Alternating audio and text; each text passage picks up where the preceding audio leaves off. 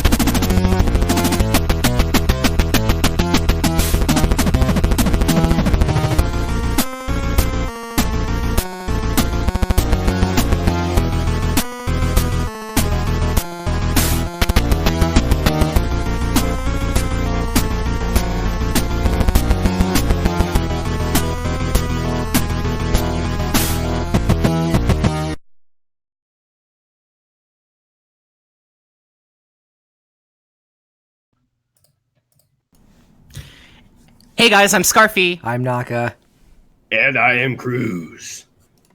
And welcome to Subwuffer Entertainment Treehouse, a determinedly drunk, geeky, and cheerful podcast where we'll be house and stream we entertain, bringing you all latest entertainment news.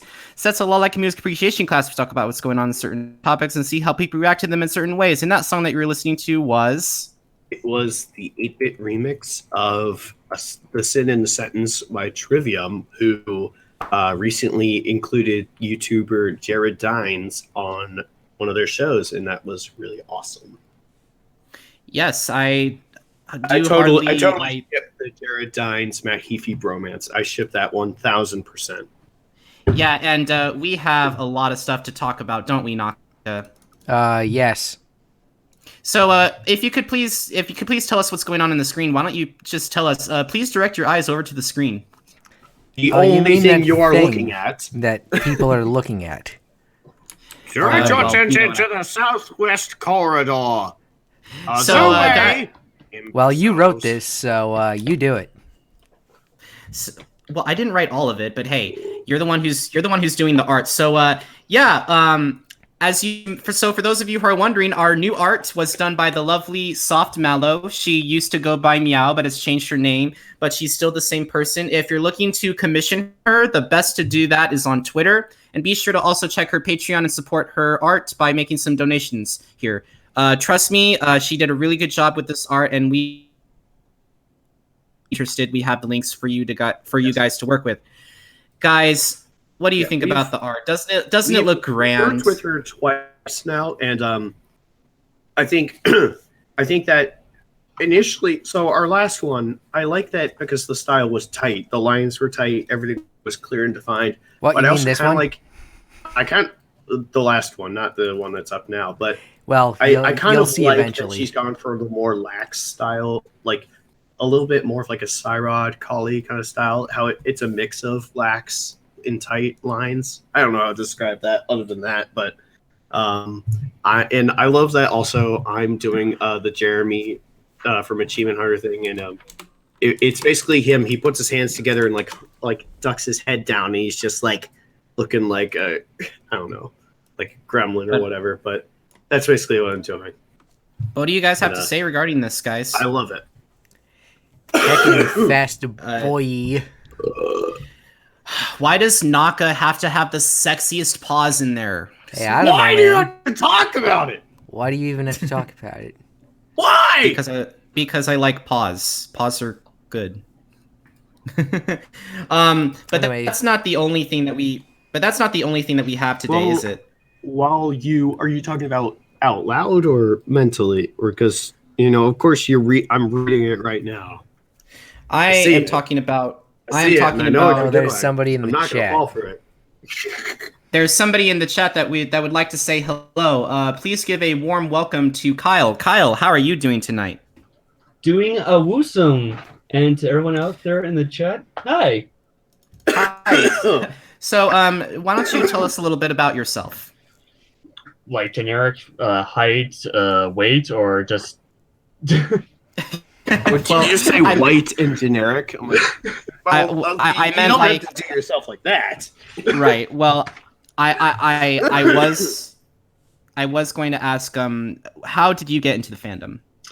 Well, to be dead honest here, I got into the fandom back in 2016 by none other than this podcast, as a matter of fact. Really? Oops. And could you tell us a little bit more about that, please?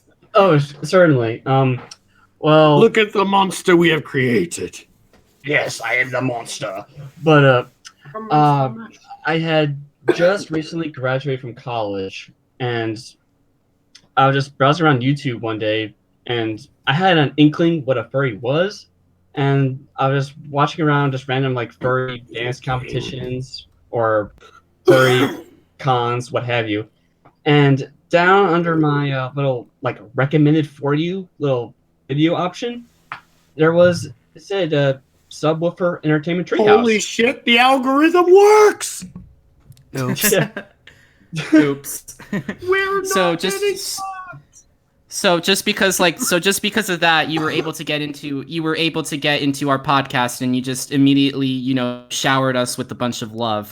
By the way, I should also mention, you gave us a gift over Twitter, and I totally forgot to put it on our agenda. But you sent me a trophy with all of our names, including but not limited to Shujawolf and Zach Gray, and I know they are in the and I know that at least Zach Gray is in the chat, and Shujawolf is still in Vietnam. So. Thank you so much for the trophy. I don't understand what we did to deserve it, but hey, I do have to admit it's really good. It's like a urinating tree. He has a little picture of a trophy. It just says "Your winner." Oh, from Big Rigs, your winner. I love it. It's congratulation thing. Congratulation. It's like your winner. Yeah, but I love urinating trees so much. His videos are fucking hilarious. Yeah, but in regards to that Scarfy, that little, it was supposed to be a replica of an Oscar, but yeah, it's just one of a legit token just to say to all you guys on set, thanks for helping me make the final step into busting down the door and joining the furry fandom. I mean, you kicked down the door. You're welcome. What the bitch? I mean, you're welcome. I mean, it's one of those things where furry is like, very, very. I mean, I did not know that we actually had inspired you to become a furry. That's kind of what I didn't think was that that means a lot to us. We could be a part of that step because I think because we tend to pander, of course, towards the furry audience, that we assume that most of the people listening are already furry. So it's like a little bit. Well, there are some people who pop up that are not already furries. I don't know about the new guy. While you read my name, if he's a furry or not, but it's assuming, say, someone is not a furry, they show up and they're like, "Oh, this is a thing," and this is their first exposure to it. I didn't think we would be on that front, but yes, hey, we out here. Time from random meme bullshittery.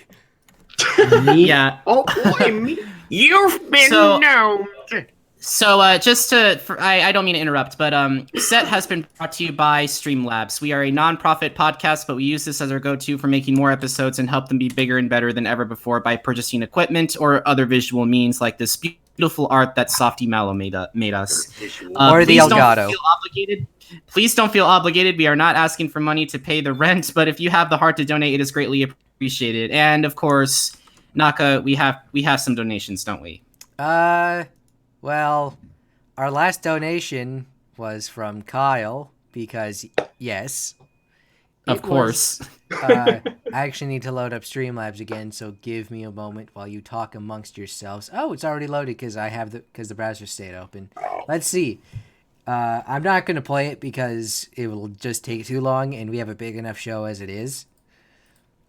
Oh, really?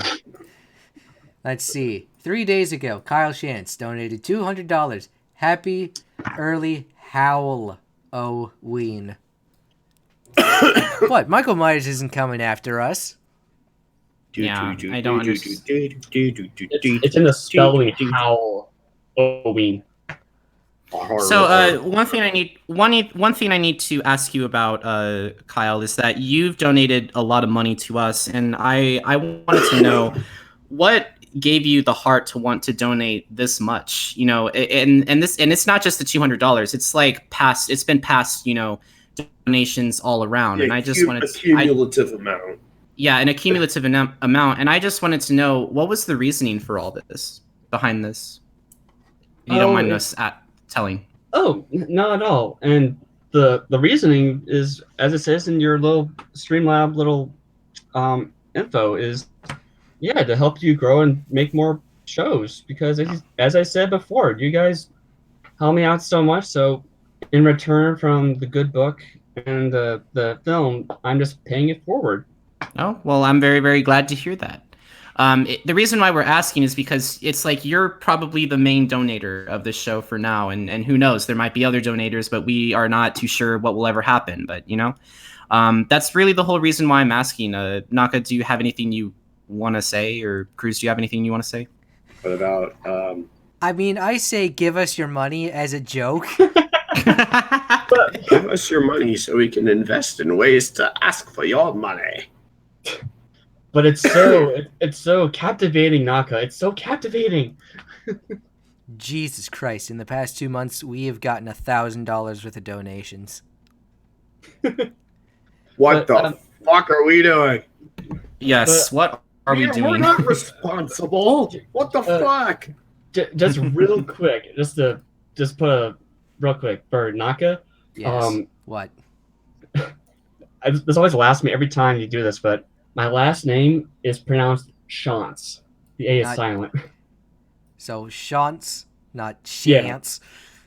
I wouldn't be saying Shantz. I'm still going to say Shantz because I'm fucking... Well, first of all, I'm stupid, and me pronouncing things... I was about to say pronunciating for no reason, but it still does annoy my sister that the one like consistent remnant of my Baltimore accent is that I have the Z instead of the S sound on some things, but like namely that comes when I say Zample, because I say Zample, but like my sister's like, no, it's Sample, you idiot. I'm like, I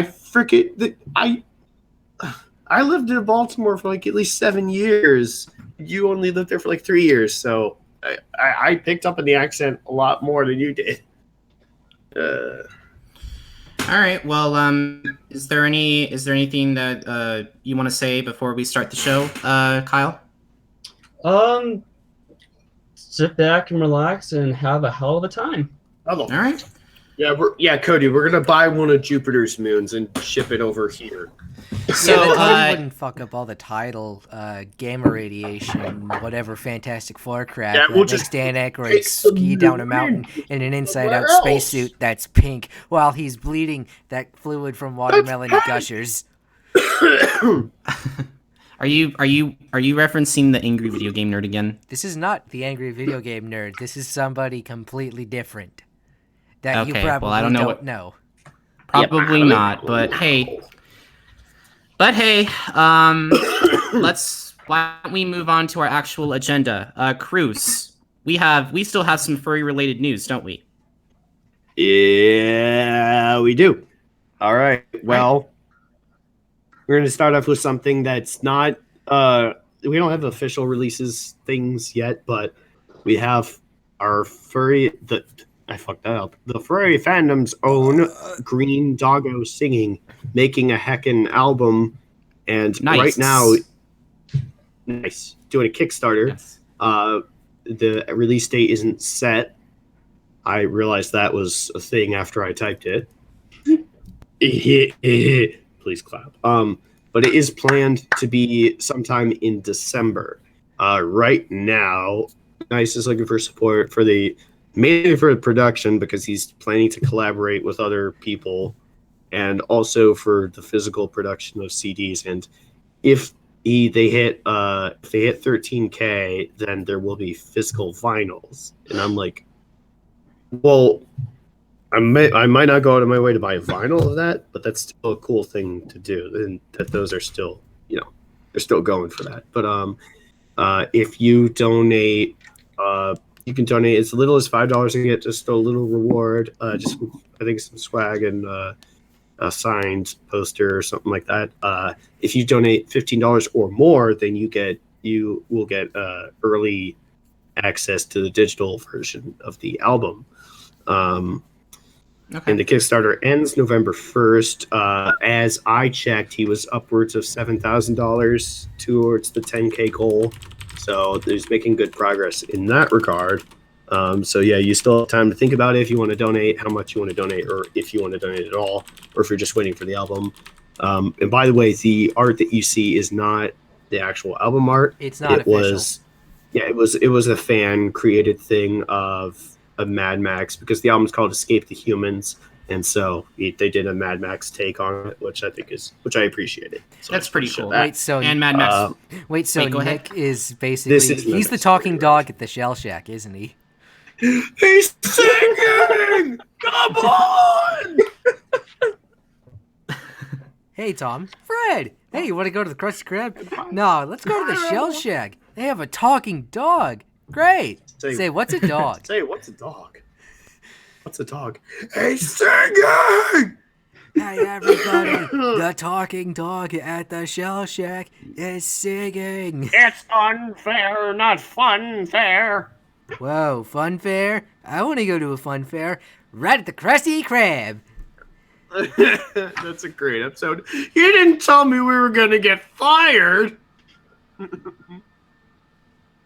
Anyway, can we move Yes, on that to is, legalese, please? Yeah, you can check out. What was you say? You can check out shit. There's stuff on his YouTube channel that you can do little sneak peeks of stuff. No official releases as of yet. But I will. Regarding music, I was going to talk about. More on album distribution in a moment after a word from your local sponsor. Please sponsor us. Yes, I was going to talk about NIIC real quick. If you don't He's cut actually out. a really cool. Wait, did I cut out? Yes. Oh, is this better? Yes, that's better. Okay, I was going to say I really appreciate NIIC for hopefully doing really well on this art and I'm not I cannot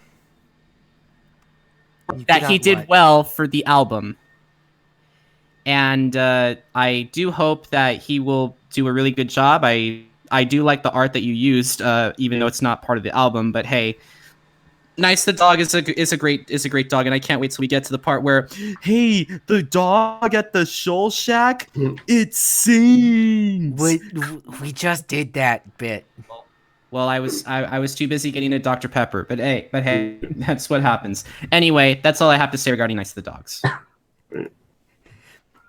Let's see, what is this next one? Oh yeah, legalese. Legalese. Yay, legalese. So this is genuine. This is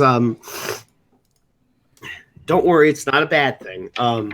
So as far as I've read and as much research as I've done on this, it appears to be a good thing. And it seems like something that it's basically just as well. It's the Music Modernization Act, and that was passed unanimously. So I think, at least we can agree on certain things in life that aren't divided by politics. No, everything needs to go on cassette tapes. Yeah. Oh, so, yeah. Everything's retro now. So don't worry, your Spotify or whatever you have is fine. This bill mainly addresses artists and record companies and how royalties are distributed now that music streaming services are now more popular than ever, like Pandora, Spotify, Apple Music, YouTube Music, iHeartRadio, shit like that. I mean, that's been going for a while, but nowadays it's more popular, and it was something that's needed to be addressed. So the bill establishes an MLC, the Mechanical Licensing Creative Collective, which and this is direct from the article on reverb.com. It'll be run by representatives of major music labels, independent labels, and self-publishing artists, which will grant members a blanket license in exchange for participation that allows for the reproduction of their music in tangible forms like records and digitally via streaming services. Collective will also be required to maintain a public database of music works and their owners. And additionally, royalties will be adjusted based on the demand of the music. It's the economy, stupid. I had to put that in there. Yeah. I had to cheese it just a little bit. But this is something that's just like basically, it may be overdue, but it's here now that basically you're just updating policy because the way we listen to music is different now than it was, even like 5 years ago. Yeah. There's not really much to talk about this. It's literally just legalese. And it doesn't directly affect people. It's mainly affecting the artists and their labels. So, but it's significant still. Mm-hmm. Ow. But hey, that's really all there's not much to talk about with this one. It's just basically, hey, music, listening to music. There's like actual laws about how it's distributed, and there's public records of all this shit. But whatever. Yeah, there's not really much to talk about. It's just a legally thing that was just signed into law.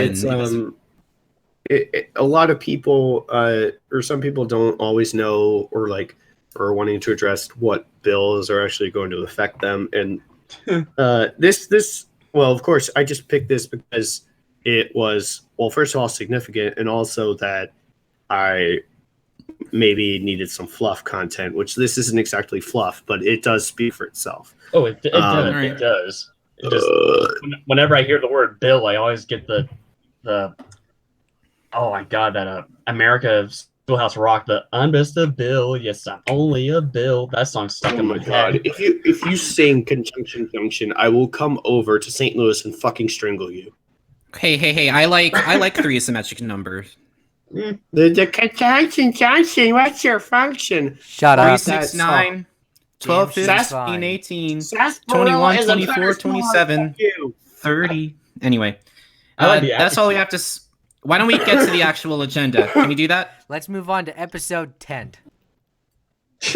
Christmas music. Why? There's 2 in a row, and I hate them already. It is. Hey. Even though they're both talented musicians. There we go. I've said my It's piece. not. Hey, at least this one is Halloween related, so you can at least Sort give of. it that. All right, well. Somewhat. They do have a point here, at least. Christmas is here. Pentatonix. Christmas is here? No, it's fucking not. Check the fucking calendar, dumbass. To be fair, the song released, as they mentioned, was Halloween related. It is a cover of Making Christmas from Tim Burton's Nightmare Before Christmas. Although personally, I prefer KoRn's version of Kidnap the Sandy Claws because reasons. Yes. But Pentatonix does do it well, and they managed to capture that unique Tim Burton kind of creepiness that the song is intended to have. Personally, I feel like I'll end up, coming across more regardless. So it doesn't matter if I go out of my way to listen to it or not. I do feel like this is something that my mom does tend to play like background music whenever it's holidays at home. So I figured this is kind of like that. But I feel like I love what's that.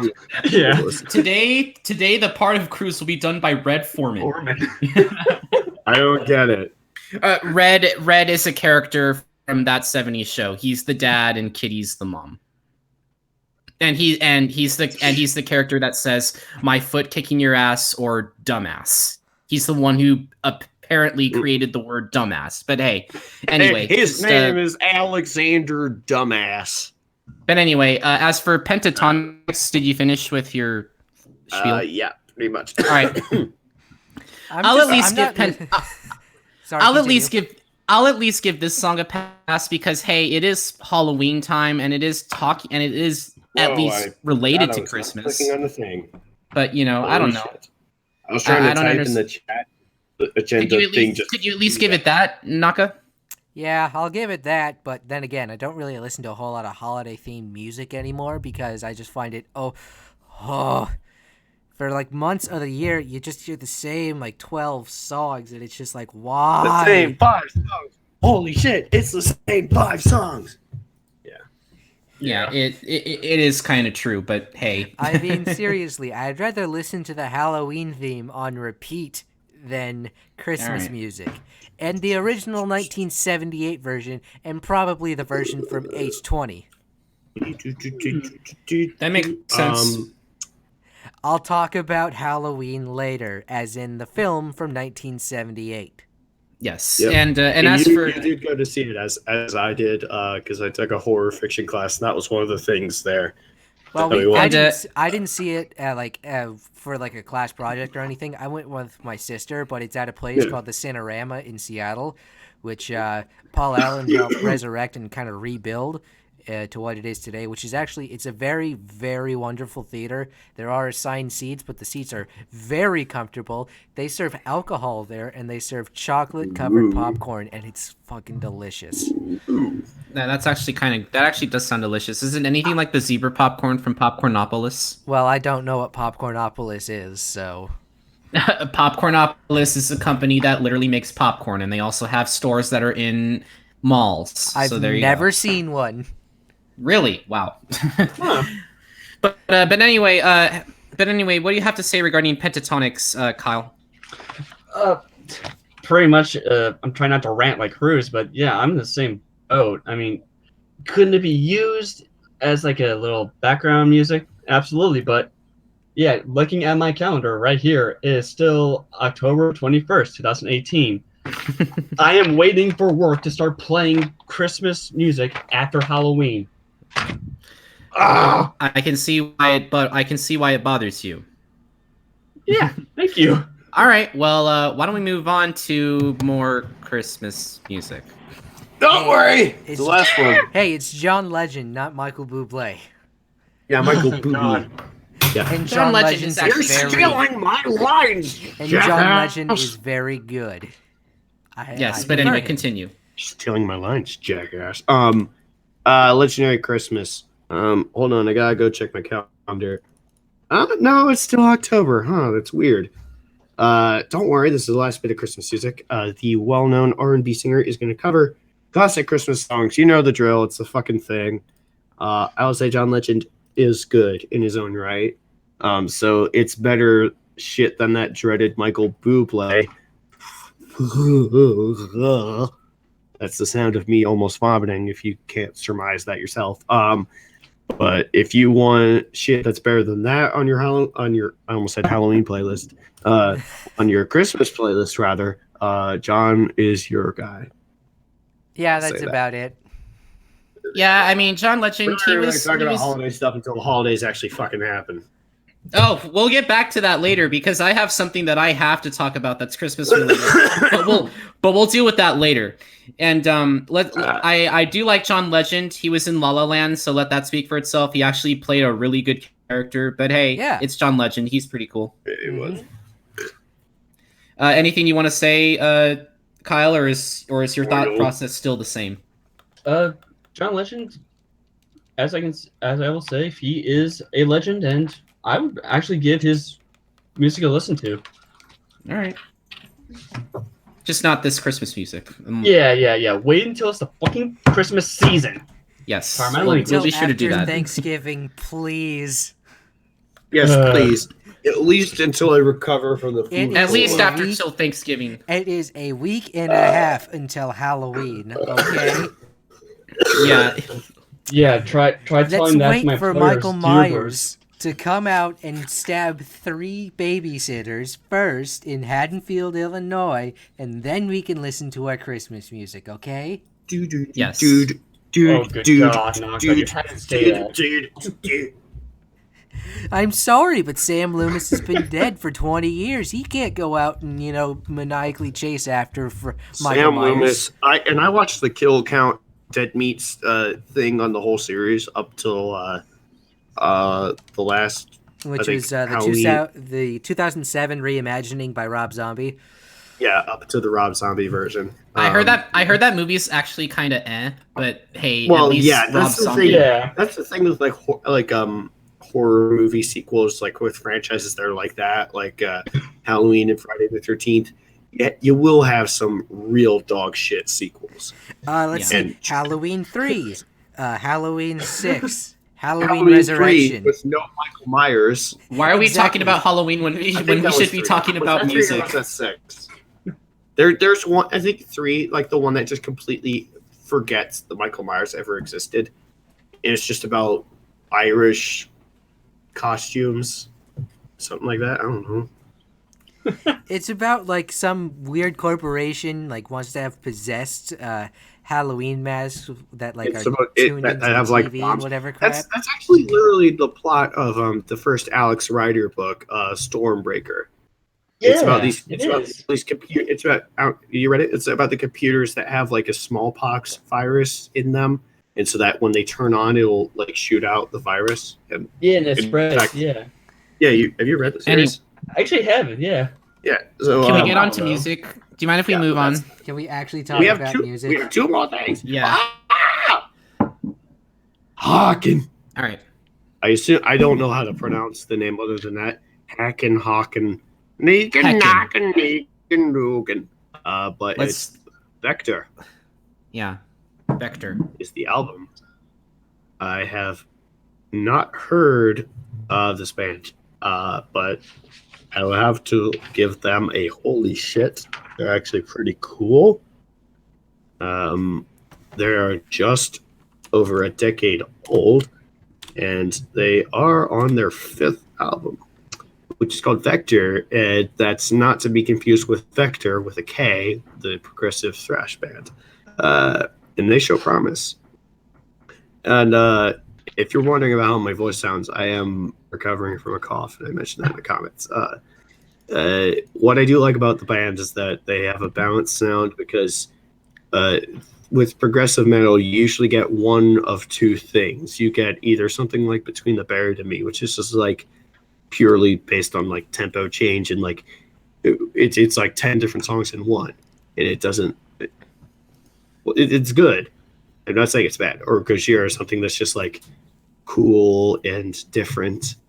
And then you, on the other hand, you get something like Animals as Leaders, or something that's a little bit lighter and more akin to like jazz fusion type shit. Which, not to say, I mean, the guitar player from Animals as Leaders is fucking talented as hell, but this band manages to combine them sufficiently. So I do recommend giving them a listen. They've got a good thing going. I'll have to listen to more of their stuff, but I do like where this band is going. Oh. I listened to the band. It's a pretty nice tune. I do like the black and white visuals in this sort of music video. What do you think, Naka? It's got good things going for it. Not my go-to, but well, I have a lot of other go-tos. But they might be up on my list eventually. All right. And as for you, Kyle? It was a pretty good song to listen to. To be quite honest. Oh, really? Yeah. What got you going in terms of like you liked listening to it? What liked listening to it? Pretty much the tone of the song, and just coming off a rough shift at work. This was like the best song I listened to help mellow me out. Okay. And yeah, the only other note I put down is that the other songs didn't really grab my attention as much, and they were more of like the kind of more relaxed stuff that I mentioned earlier, but they are still good. Yeah. So, well, we have one more. Sorry, hold on. If there's one more thing, and it's a little bit of good and not as good news, but I love this next one coming up. give me a second. Okay, sorry, it's just something came up. The message, I was confused. But yeah, so there's something good, something not as good, but we'll start with the not as good news. While you may have seen that Yuimetal has not been in the band Babymetal on their recent tour due to health concerns, the band had planned for her to return to the lineup, but Yuimetal has decided that she will part ways with the band. The good part is that this was done under relatively good circumstances, especially considering that the last departure from the band was the death of guitarist Mikio Fujioka. And the band has expressed gratitude for her contributions to the band and support and continued support for Yuimetal in her career. So you may be seeing a duo instead of a trio fronting the band unless another touring member is brought up. There has been no news of that yet, as according to the band's website, Moa Metal and Su Metal will be the quote-unquote core of the band. The good news, there's a new Babymetal song. It's called Starlight, and it is, holy crap, it's good. It is a shredfest that gives me hope for the new upcoming album. I do like this one more than Distortion, which that one still was really good. That one felt like more of a regular Babymetal song. This one, because if you listen to enough Babymetal songs, although they are greatly varied, you do get a vibe for how they like to structure songs. But this one has more of like a, it's kind of like karate, but it takes more of a like a groove riffing vibe. I don't know how to say it, but it's pretty fucking good. I'm excited for Babymetal's new album whenever that comes out. Listen, Is something funny? Like, I'm just trying. Like, I know you're gonna ask the question. It's like, do you have anything else to say about this? I'm just like, there's not much to say. It's fucking Babymetal, dude. It's awesome. But I love Babymetal, man. Babymetal is so good. Yeah, exactly. That's what I have to say about it. Now I have a question. Did you know about Babymetal before Krüz knew about it? Because I was the one that got Krüz into Babymetal. I found out about it like in 2015, like when one of my friends. That's kind of when they came out to the scene in 2014. Like when one of my friends on Twitch was like, doing a stream and he was listening to Babymetal, and I'm just like, this sounds pretty fucking good. Like, what the fuck is my first honest reaction to listening to it was, I'm not really sure what's happening, but I think I might like it. And then I listened to it again, and I'm like, yeah, I like it. And how about you, Kyle? Sorry about that. I had some stuff in my throat. Go ahead. I thought he'd Aha. To be quite honest, I'm not really big into metal, but I giving this little song a listen to. It was okay. It's a lot to take in, because what Babymetal does is they take when I say their songs are varied, of course that'll happen. They take like J-pop and then like they mix it with. What happens with them in any band is that you can distinctly tell where the influences are coming from. Okay. In some cases, like Cis Anger from Metal Resistance, that is like through and through a Slipknot song. Like the way it's structured, it's absolutely Slipknot. And Babymetal Death is kind of like Dragon Force meets a bit of Slayer. Yeah. In a way. Okay. Yeah. Is that it for your agenda, Krüz? Well, that is currently it for the agenda, but there is only one more thing to say, and that is that the last release I talked about, Ritual from Soulfly, that album came out, and it's pretty fucking good. I'll just say that. It's pretty fucking good. But that is currently it for music, and I'll move on to the Haken rooms, like we did with Escape to Humans. So before we start, I just want to talk to Naka. Naka, you got sick, didn't you? Yeah. It turns out I did too. After kind of during last weekend and a little bit during last week's show, and it turns out I wasn't feeling too well. I was a bit under the weather, which kind of explains a bit of some of 2 weeks ago's show. Sort of, maybe. But, throughout the week, I was actually pretty sick. I did not have a fever, but I was having a lot of respiratory issues. Turns out I got bronchitis. Oh. It was acute bronchitis, not chronic bronchitis, it was actually affecting my work, and my boss was like, just go to the clinic and just like rest up, and we'll see you back here on Monday. Yeah, that was not fun. My parents thought that I was actually faking it because you're just stressed out about work. Oh, you're just stressed out about work. Oh, you don't want to go to work.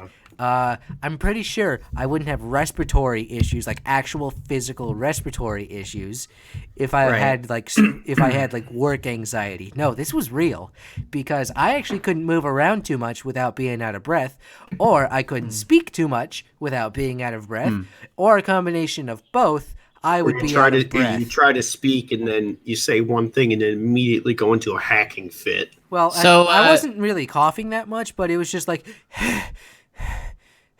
Is it? I don't know, because I'm sick, and I also have latent asthma, so I can distinguish between the kind of the wheezing, the feeling like someone's sitting on your chest versus a kind of So it's a good thing we took a break, wasn't it, Naka? Yeah, it was, because I was about not ready to do last week's show. Thankfully, after like Thursday was when I actually got like diagnosed with it, and then I took like some medication just to help like clear the liquid out of the tubes and ease the swelling. I got better over the weekend, and then I also had like an emergency inhaler in case like my lungs were pretty constricted.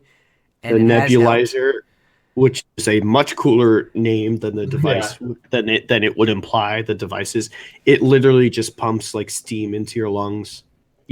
I used to have to do that because you sit there for like half hour, and you just put this like saline stuff in a mixture, and you just sit there and like suck on a tube for like half hour. Yeah, I remember those little machines as well because I used to have that. I still have asthma, not as bad, but yeah. My allergy, my asthma is mainly just allergies in the spring, so that's hell yeah, yep. But anyway, Can I move on to the NASCAR/Motorsports update? of course. Zoom. If you want like more in-depth news, please go check out David Land on YouTube. But this is basically just going to be like the races that sort of happened this weekend. I don't normally talk about Formula One, but they have returned to the U.S. once again for the United States Grand Prix at the Circuit of the Americas track in Texas.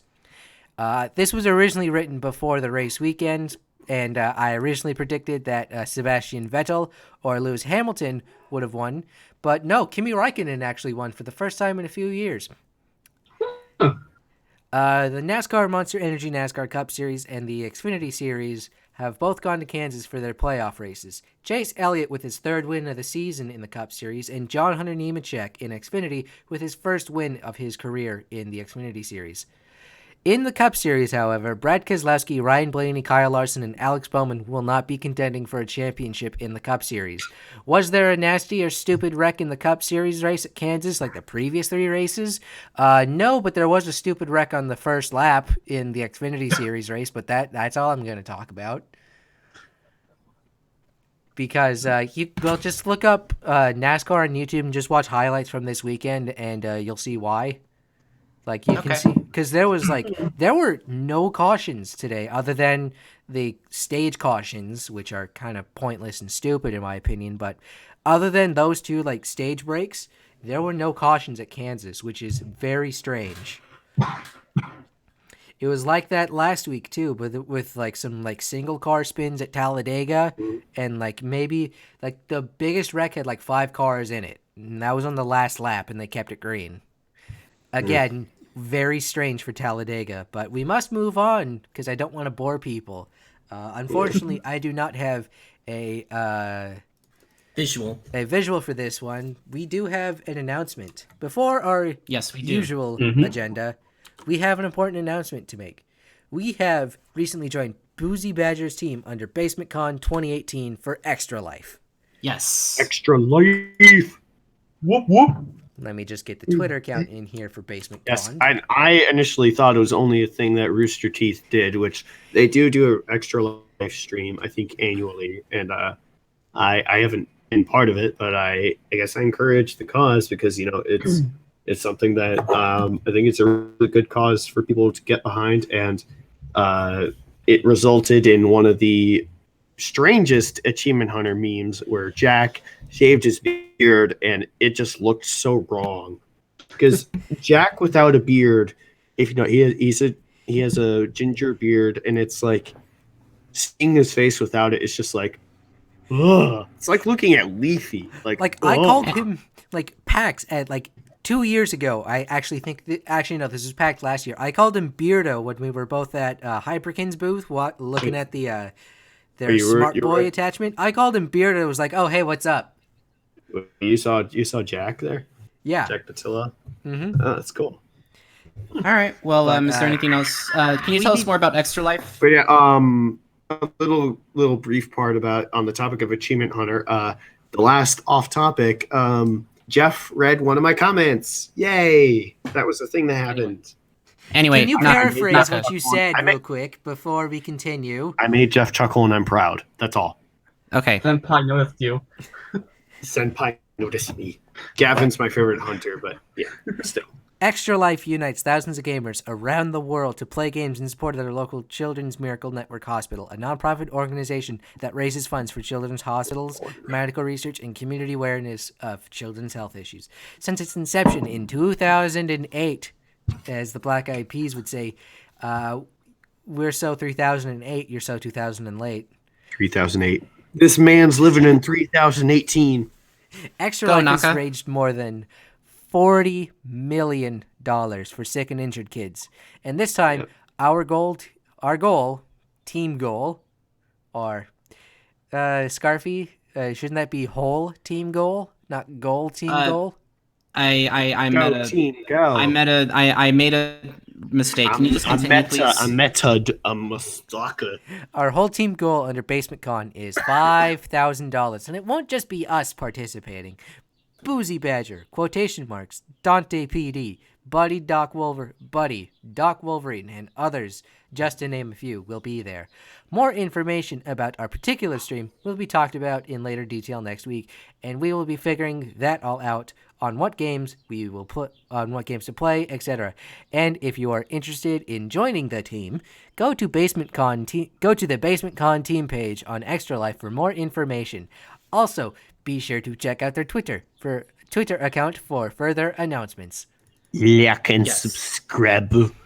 Guys, I'm so excited because we actually got, with the new capturing device that Naka got, we actually get to play multiplayer and actually talk with him. Yeah, I think that we just have to make sure it works. I think that this would be a cool thing to do.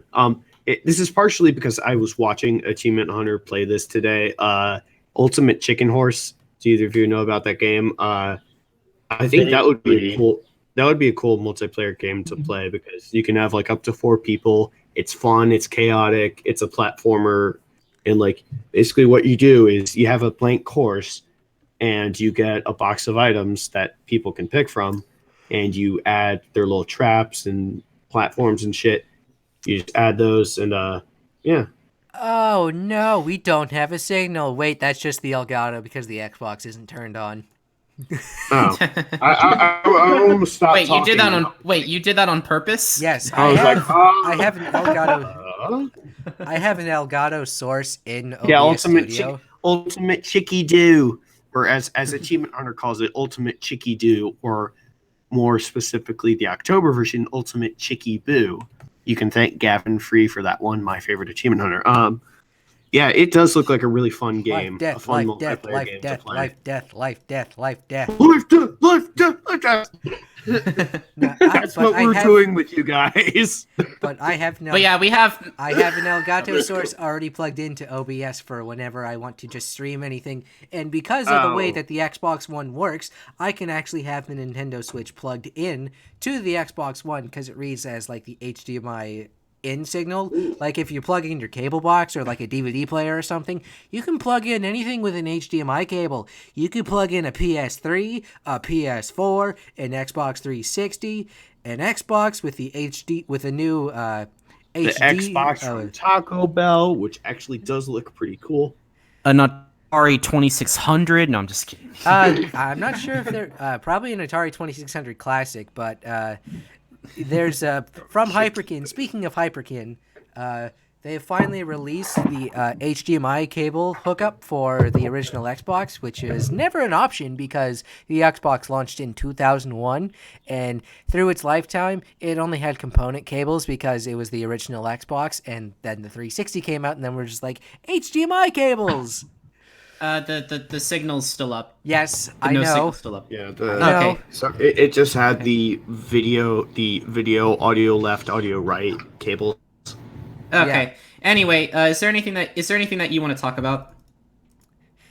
Well, our agenda. Well, about Extra Life, we'll still need to talk about it, but like, what I'm thinking that we can do is we can play some Switch games online because I can just it'll go through and like be broadcasted, but I also have like my team chat in my ears, which is also being broadcasted throughout here. Because the way things work is that the Elgato has its own audio source. My main computer speakers technically are their own audio source, which is usually what I play music through. And And then we have the chat audio source, which is wired through my headset, and that allows me to hear voice chat. Really, that's what it's for. No. So All right. we can set it up that way and have multiplayer games be a part of it, and then also like single player stuff on the Xbox One, because I'd like to do like stuff like Halo, because the Master Chief Collection has 4 Halo games on it. And I wouldn't mind like doing a let's play, like a playthrough of Halo 3 and Halo Reach, because those are my favorite Halo games. Hey, is there something playing in the background? What's going Not on? mine. Not me. I turned it off. I had Okay. to go and dislike the NFL's video of like, Tucker missed the PAT. Like, fuck off, you fucking cunt. You fucking bitch. Anyway, can we move on? Let's move on to a game that shouldn't exist on a lot of platforms. It's Just Dance 2019, for fuck's sake. Nobody cares. It's literally just Oh an my updated god! version. Who the hell Why? cares? Just why? I'm gonna use a song title. It's called "Shut Up and Fucking Dance and Move On." The end. Yes. It's literally just an updated version of the very first Just Dance game that came out in 2009. It's coming out Fire on the this game into the sun. It is coming out on the 23rd of October for the Nintendo Switch, PlayStation 4, Xbox One, Wii U, Xbox 360, and the Wii. Yeah, I was. The Wii, the Wii U, looked- and when I- Xbox 360 are I still was having looking- games produced for them in when I was looking 2018. for images of this game, And the Wii. I saw it on the Wii, and I'm like, "Are you serious right now? Like, they're Serious? still making Wii games? You serious? I'm still surprised they're making video games for the Wii. Hey, The Krüz, Wii Shop I- channel isn't going What? down until like the middle of January next year. I know. Damn. Krüz, I don't mean to interrupt, but is there any way that you can like calm down a little bit? No. I'm not you know what I mean. calm. This is yeah. calm. The original Just Dance. I played Just 2009. Dance. I played Just Dance, but I think it was Just Dance 4.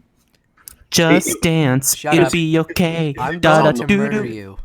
You really don't like that song, do you? No. No, it's All right. just. Well, do you want to move on to our next video game? But to be fair, Lady Gaga is not the reason that the Percy Jackson movie sucked ass. It's just because those movies had literally no adherence. I don't expect a movie to be 1-to-1 to the book, but that movie just was so way far off from the book. Anyway, It's abysmal. Can I move on to my next game? please do. Please do. We're moving on to Nickelodeon Kart Racers. Woo! It's Oh, wow. been a while since like an actual Nickelodeon kart racing game came out on a system that wasn't a handheld or a computer. Since 2001 on the PlayStation. It's Wow, been that's the original PlayStation, not the PS2, PlayStation 1. There was also an arcade Yeah. version and a Game Boy Color. I believe a Game Boy Advance version as well. But I had it for the PC, and I actually still do. But it's been 9 years since Nicktoons Nitro on PC, 2009. It's been since 2006, 12 years since Nicktoons Winners' Cup Racing on PC, and 18 since the original Nicktoons Racing on PC, which I still own.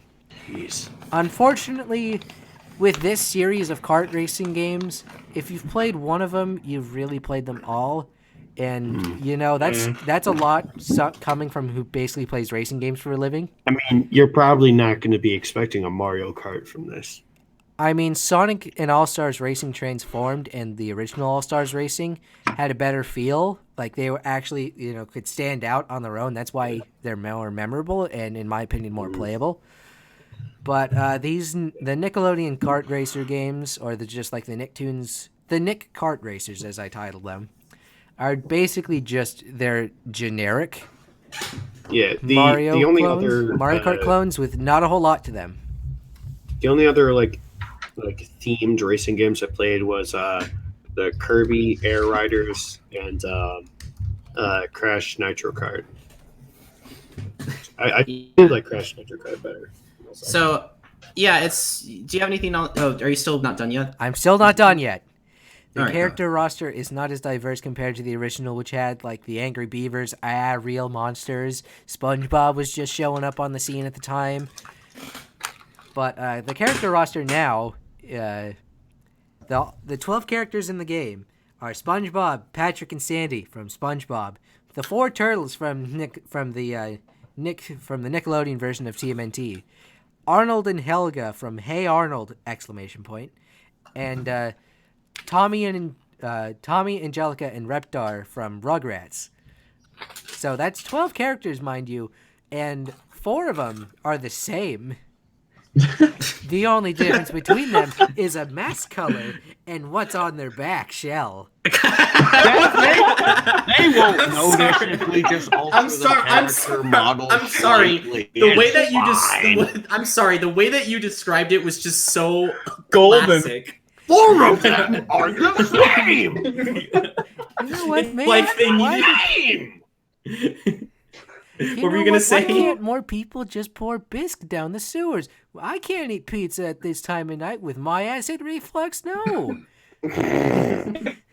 Seriously, like I have a lot of acid reflux. I hate it so much. it's like Anyway, Shredder and the Foot Clan are attacking. Call the police. It's what about 9 Master PM. Splinter? It's 9 p.m. Survivor's back on. What? Anyway, what is happening? Anyway, man, anyway. I need to link you guys the My Brother and Me podcast that I went to, the Seattle live show where I kind of got that bit from. Thank you, Justin Griffin and Travis McElroy for That inspiring does seem that like a bit. good bit because it's kind of like it just leads you on this trail, and you're just like, I don't know what's happening. When but does it's the fucking game? The game comes out. The game comes out for the current 3 platforms that aren't a PC on the 23rd, which are the Nintendo Switch, Xbox One, and PS4. Surprisingly, it's not coming out for the Wii U, the Wii, the Xbox 360, or the PS3. Or the GameCube. or the N64. Anyway, that's all I have to say regarding Nick. platforms. I saw that I think I saw it. I think I saw like an arcade version of Nickelodeon Kart there Racers, is but I'm not exactly. There's Wait, like what? of the original Nicktoons Racers, there is an arcade version. I've played it. It's pretty much just like it's all it really is basically it's a wheel, but it's the PC game, I think. Right. But they ported it over to arcade controls so they can nickel and dime you first. Oh. But I believe it's got like the same tracks and the same characters. It's been a while since I've played the arcade version. Because there is a local arcade that does have it, but it's And I also know that it's hard. Notice that it's hard to control too. it is. It's not very easy to control the arcade version. No. But, But hey, that's all I have to. Yeah. moving on to more re-releases. Castlevania Requiem. I like it. Hold on, Krüz. Did you Magnificent! What? But now feel my unbridled wrath. Krüz, you did not make one for Castlevania Requiem. Oh, fuck me. Well, I'm going back to the main screen right now. Ugh, Anyway. fuck me, fuck you. Castlevania Requiem comes out on... Is that the Game Grumps thing? I'm sorry. Fuck me. Krüz, can you calm down a little bit? I just made a Game Grumps reference. Chicken Alfredo, Dude, mac chill. and cheese. Yeah, but we wanna that's get just to the pasta, but agenda. you put cheese on it, and then it's just mac and cheese. I just see the visual thing just spazzing out. I'm sorry. But Castlevania Requiem comes out on the 26th of October for the PS4 alongside Season 2 of the Netflix show, which I still need to watch Season 1. Yes, Scarfy, shut up. This is a repack of Symphony of the Night and Rondo of Blood. However, there's a catch to both of these games. Rondo of Blood will be using the English voiceover from the Dracula X Chronicles port, which is on the PSP, while Symphony of the Night will feature the redone English voiceover from Dracula X Chronicles as well. No, what is a man? Line, among many others, which is a strange decision by Konami because the Xbox Live Arcade version uses the original English audio, which was on the PlayStation. Fuck you, Konami. Thanks, Konami. You're really fucking smart. And like the Xbox Live Arcade version came out like 5 years after Dracula X Chronicles, so it's confusing. If you want Symphony of the Night with the PS1 audio, you can get it. Well, if you own the Xbox Live Arcade version for the 360, it's backwards compatible on the Xbox One. It's on the PS3 and the Vita. Yeah. But it's also it's also on the PlayStation 1. Okay. However, both games are being released on the PS4 under the title of Castlevania Requiem.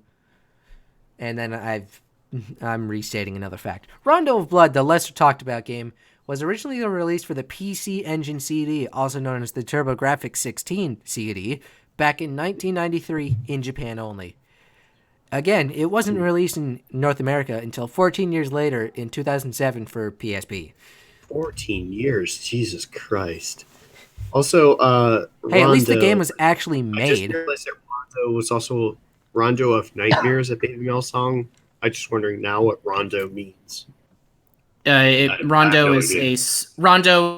I think Rondo has something to do with music. A lot of Castlevania title games or something like that. I mean, yeah, they mentioned that. Let me look it up. Rondo. Rondo, also a musical form with a recurring leading theme, often found in the final movement of a sonata or concerto. Yeah, that's just as well. That seems like it. Also, like I said, a lot of Castlevania games make a lot of musical references. Yeah, because a lot of people say, when I see a lot of like what I did with the OFB, the musical references, people usually will relate it to one of three video games: Doom, Contra, or Castlevania. Okay. And usually, anyway, continue, Naka. Richter Belmont has to go save his lover Annette, abducted by Dracula's minion Shaft. Is he just shafted? That's basically it for Rondo of Blood. Yeah. Symphony of the Night, however, is one of the most iconic games of the franchise. Taking place as a sequel to Rondo of Blood, the game begins actually during the ending sequence of Rondo of Blood. Kind of like the beginning of Halloween 5 picks up directly at the end of Halloween 4, and the beginning of Halloween 2 picks up directly at the end of Halloween 1. Yeah. Yeah. I can see where they got their tips and ideas from gaming. 4 years later, Alucard, the son of Dracula, arrives at the castle, meeting Death, who warns him to stop his quest to destroy the castle and strips him of his equipment. He meets Maria, whom fought alongside Richter, and now searches for him, along with the librarian of the castle, who sells Alucard equipment. Richter claims to be the new lord of the castle, but all is not what it seems. Some have been able to experience these games previously, but for those who have not, it comes out on the 26th of October for the PlayStation 4, alongside the Season 2 release of the Netflix show. Yes, I still need to watch Season 1. Shut the fuck up. So I just need to point this out, and I'm sorry to make fun of you, Naka, but you wrote that 3 times. It's like you really needed to keep that in mind just to go watch the Castlevania show on Netflix. Yes, I keep that in mind, so that's more times for you to shut up. Yeah, well, it's more times for me. The problem that I run into when I want to do that is that I will forget that I did it to remind myself, and I'll actually just read it over and over again, and I won't realize it, and I'll think, wait, I said that like 3 times already. What the fuck am I doing? No, but seriously, guys, Kyle, will you watch the Castlevania show once? I need to. It's on Netflix. I know. It's literally 4 episodes long. 4 Oh, really? Yeah, just 4 episodes long. The next season, which is coming out, is going to be 8 episodes long. How long are the episodes? Like a half-hour each. Okay, yeah, that makes sense. Because I think the last thing I watched on Netflix was actually Dragon Pilot, because of I heard this new. They're like, there's this anime that's about vor, and I'm like, what the fuck? So I watched it, and it's actually not a bad show, because one of the first episodes you see someone sporting a Slav squat, and I was just like, hell yeah! And how about you? And how about you, Kyle? Are you gonna watch the TV show? The Netflix show, yeah, you I mean? prob- Netflix show, TV show. Kyle, do you want to watch it? Is what I'm It's asking. a thing. Yeah, I probably would. I'm also just waiting. I'm waiting for eventually. Probably won't have until maybe November, but I'm waiting for the parody of Van Helsing Ultimate Abridged. Their next episode that comes Oh out. my god, I Okay. fucking love that show. But, Hellsing Ultimate Abridged. Yeah. Alucard. Hey, Dandy Dick, you missed. Yeah, My friend and I fucking love that show. yeah. So the best, fucking funny. Yeah, not to take away anything from the stream or the. No, I'm just hinting. remembering all the funny moments from it. But anyway, for Castlevania Requiem, and I'm going to say this right now, I really see a dead body. I really wanted to play this game. And unfortunately, the voiceover kind of ruined it. Like, I wanted to hear "What is a Man," and they just took it away. I don't really know what to say about that. What is a man? A miserable little pile of secrets. Make a man out of you. One of the best No, things from the Furbacue that I went to a few weeks ago was singing that with a crowd of people at karaoke. We all just did "I'll Make a Man Out of You." It's such a fun moment. Anyway, Kyle, would you get the game if you had the chance? Probably. Okay. Well, I'm very, very glad to hear that. But yeah, Castlevania Requiem, it's there. I don't really have much to say about it. Would you get this game if they actually had had the original voice actor Naka, or would you not care? I prefer like the original compared to the new stuff. If you catch my drift. Yeah. When in doubt, go with the original. Yeah. I've not gotten much into Castlevania. I know generally of what it is based on what people say about it, because they always say this would fit Castlevania really well of things that I've seen. And I'm like, okay, I kind of get what Castlevania is supposed to be, but I've never played or watched it. But I feel like I'd probably just want to go watch, because I already have a Netflix subscription, so I might as well go do that before I want to go and buy a game. But yeah, I do hope you guys watch I figure Castlevania. I'll go out and maybe try a game, but I think maybe our last one on the agenda may have way more people excited. Yes, Obviously, I would Yes. agree. However, why don't we get started? there's one thing that I do want to point out. It's mainly when it comes to video game controllers, is that PlayStation, there's not really a whole lot of variety with the PS4 controllers. The Switch, yeah I could see all the different attachments. I mean, I think why can't the GameCube is the best video game controller ever. Hey, Krüz, can you like simmer it down a bit? Naka, continue. I'm just making a point. But he's kind of bringing up like what I'm talking about. Like the GameCube had some variety, like they had the Wavebird and everything. But Okay. something recently, well, within the past few months, has released for the Xbox One. That is, if you've ever played the, if you ever owned an original Xbox, like when they first came out, they usually had a controller called the Duke, and I remember seeing a video of Alpha Omega saying, "Bring the fucking Duke back." Yeah, I And, recall. Bring that heavy wrapper chain of a controller back. this is probably one of the biggest, but like most standard controllers outside of like an Atari Jaguar controller or like an Intellivision Atari 5200. Anything with like a keypad, this is actually pretty fucking big. Oh damn! Yeah. However, within the past few weeks, I can It now is, as the kids say, thick. let's see, I have a different image, and then we can compare the two side by side. It's thick. Yeah, it is not for baby hands. Like, No, it is. God, no. That controller is awful. I can't It believe is that not controller's awful. It is not awful. You need to rephrase It's it. a classic. It I've is never the played, classic I've never controller. played with it, but it's a classic. I know. It's just not as good as GameCube. I mean, I'm not saying it is. It's not. I mean, GameCube is clearly superior, but it's the visual appearance of the Duke is iconic. It's not practical, but it's practical for how bad it is.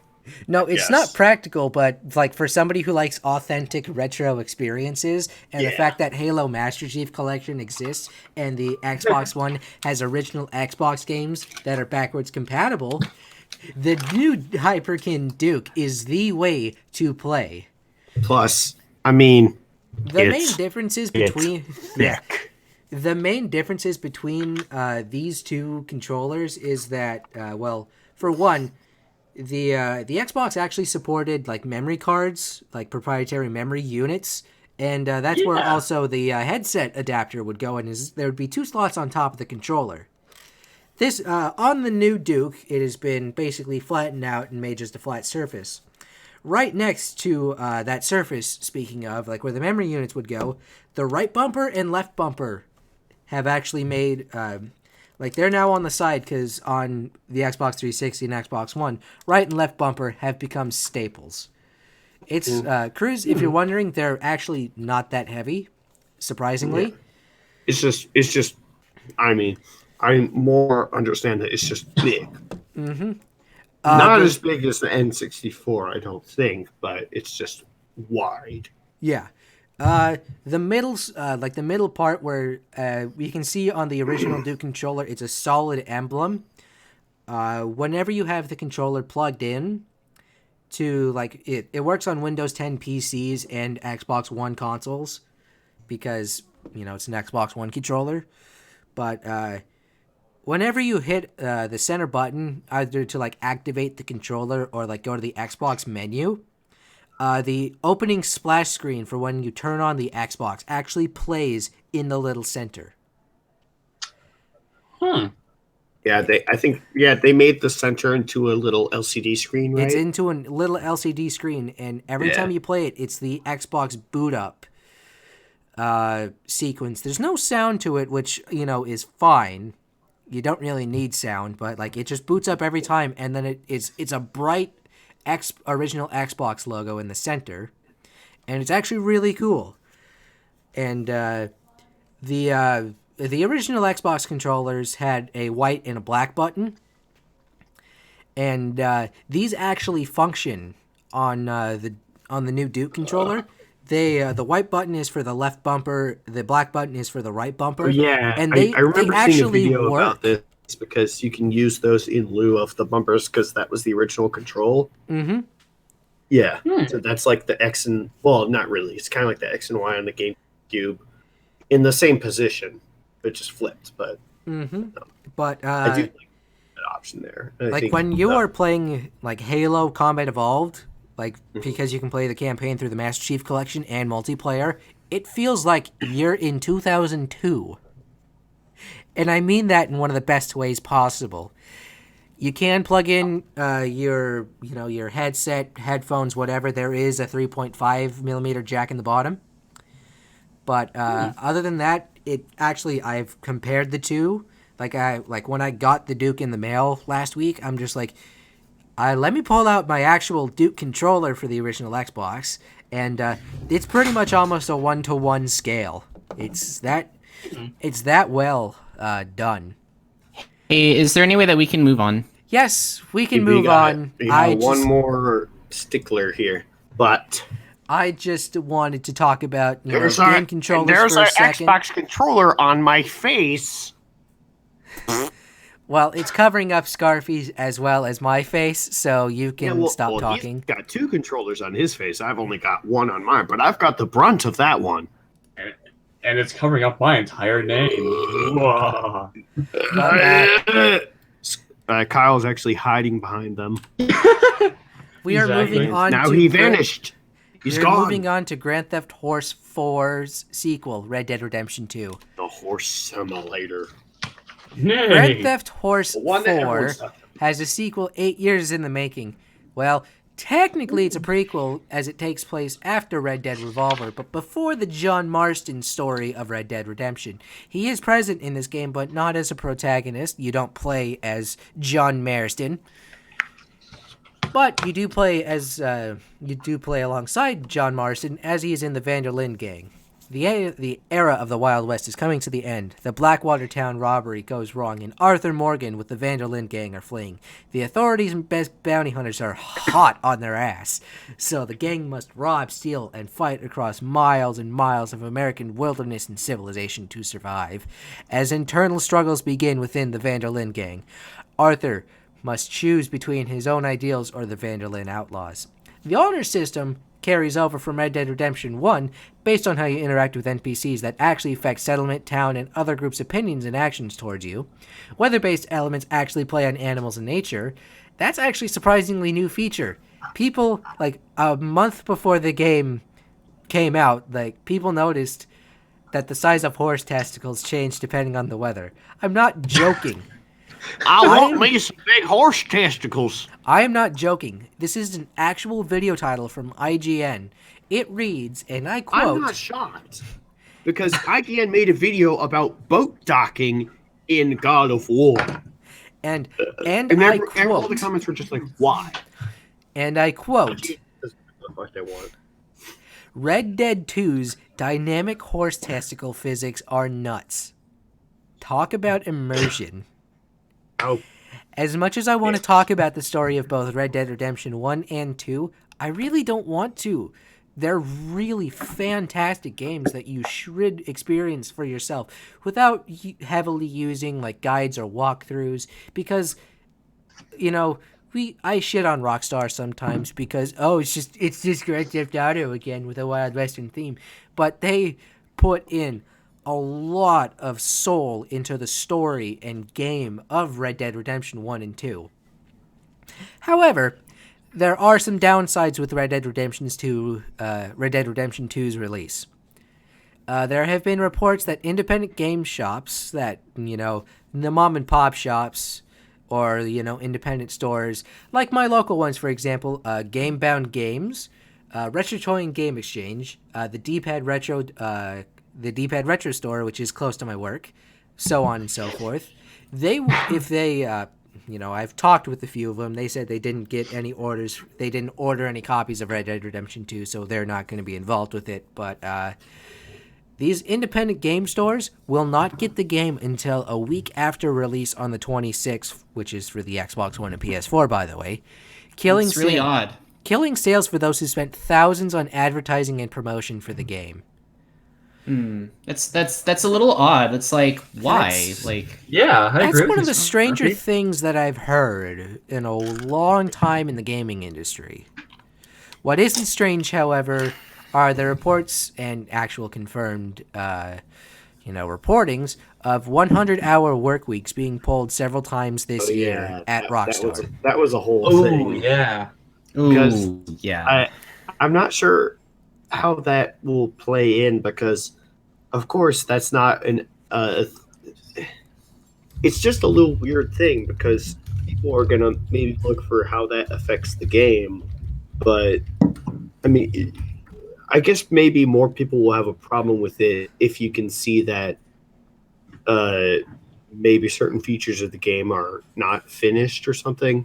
Well, I think part of also like this crunch time development is on Red Dead Redemption Online, which is going into beta sometime in November. So I think that's part of where this crunch time is going. But, you know, it's still kind of a mixed bag right now. Yeah. Dan Houser, one of the head writers of Red Dead Redemption 2, president and co-founder of Rockstar, did confirm this.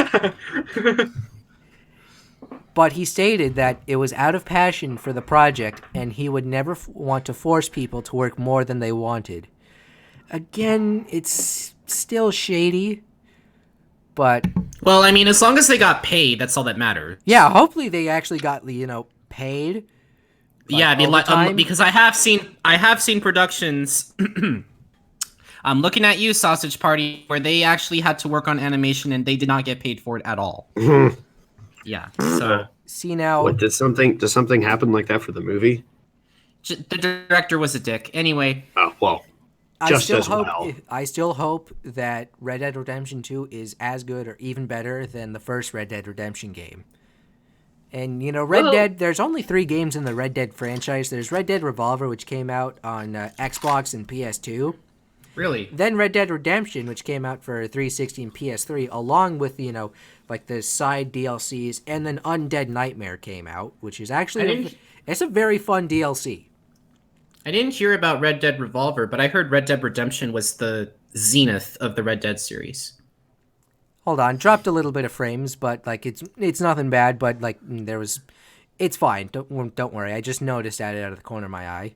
But okay, did I come out clear? You came out clear. I just noticed it out of the corner sure. of my eye. It's still good, but like Red Dead Revolver, people don't really talk about it as much, even though it's technically part of the franchise. Then it's Red Dead Redemption is where a lot of people talk about it because it's fantastic.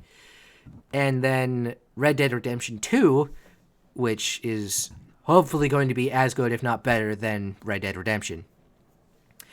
You can preload the over 100 gigabyte game on your PS4 or Xbox One right now and it's believed that the main story, like without a ton of side quests and everything, will take 60 hours to complete.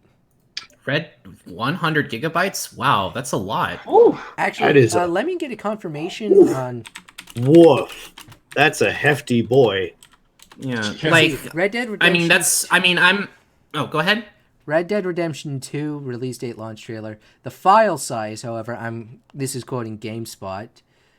Okay. Let's see. If I can find the goddamn thing. Here we go. Just load the fucking thing, please. Let's see. What's new? Online launch trailer. Don't need that. 107 gigabytes on the Xbox One.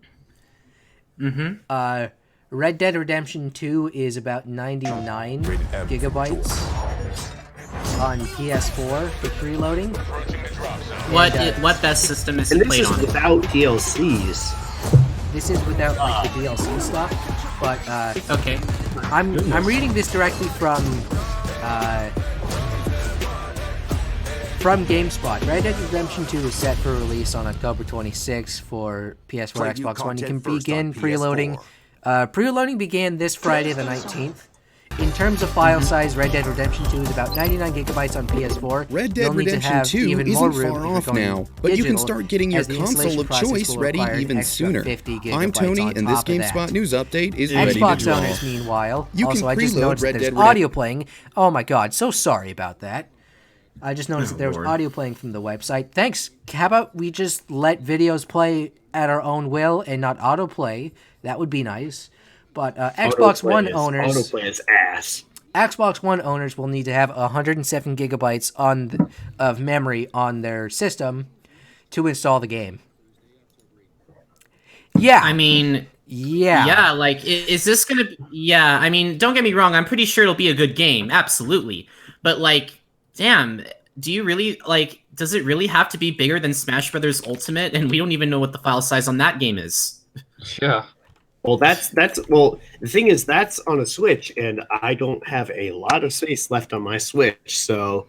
Did you get an SD card? I did get one, but I will... You need to get a bigger one. I need to get another, because... Yeah, I you know, need to get it's like Japan wants the islands, and they need more. Yeah, Yes. I'm probably gonna buy a fucking big ass SD card for when that comes out. I mean, because obviously I'm gonna be playing that with either my roommate or whoever. It already is nominated for the awards for the Game Awards of 20. Wait, no, that's not it. Never mind. 2019. I asked. No, Well, I don't know never if mind. it's 2018 because it's coming out in December. Let's see. I'm just. I would hope Red Dead Redemption 2 is good. Oh yeah, absolutely. I mean, Doom on PC is 67 gigabytes on my hard drive. Jesus Christ! It's only 50. It's only like 54 on the Switch. I think it's like 50 or so. Well, I already bought it on the Xbox, so I didn't need to bother with that. But I will say, Doom Eternal. Rockstar Studios. I mean, it's pretty big. I'm not gonna lie. It's not called Cockstar Studios for nothing.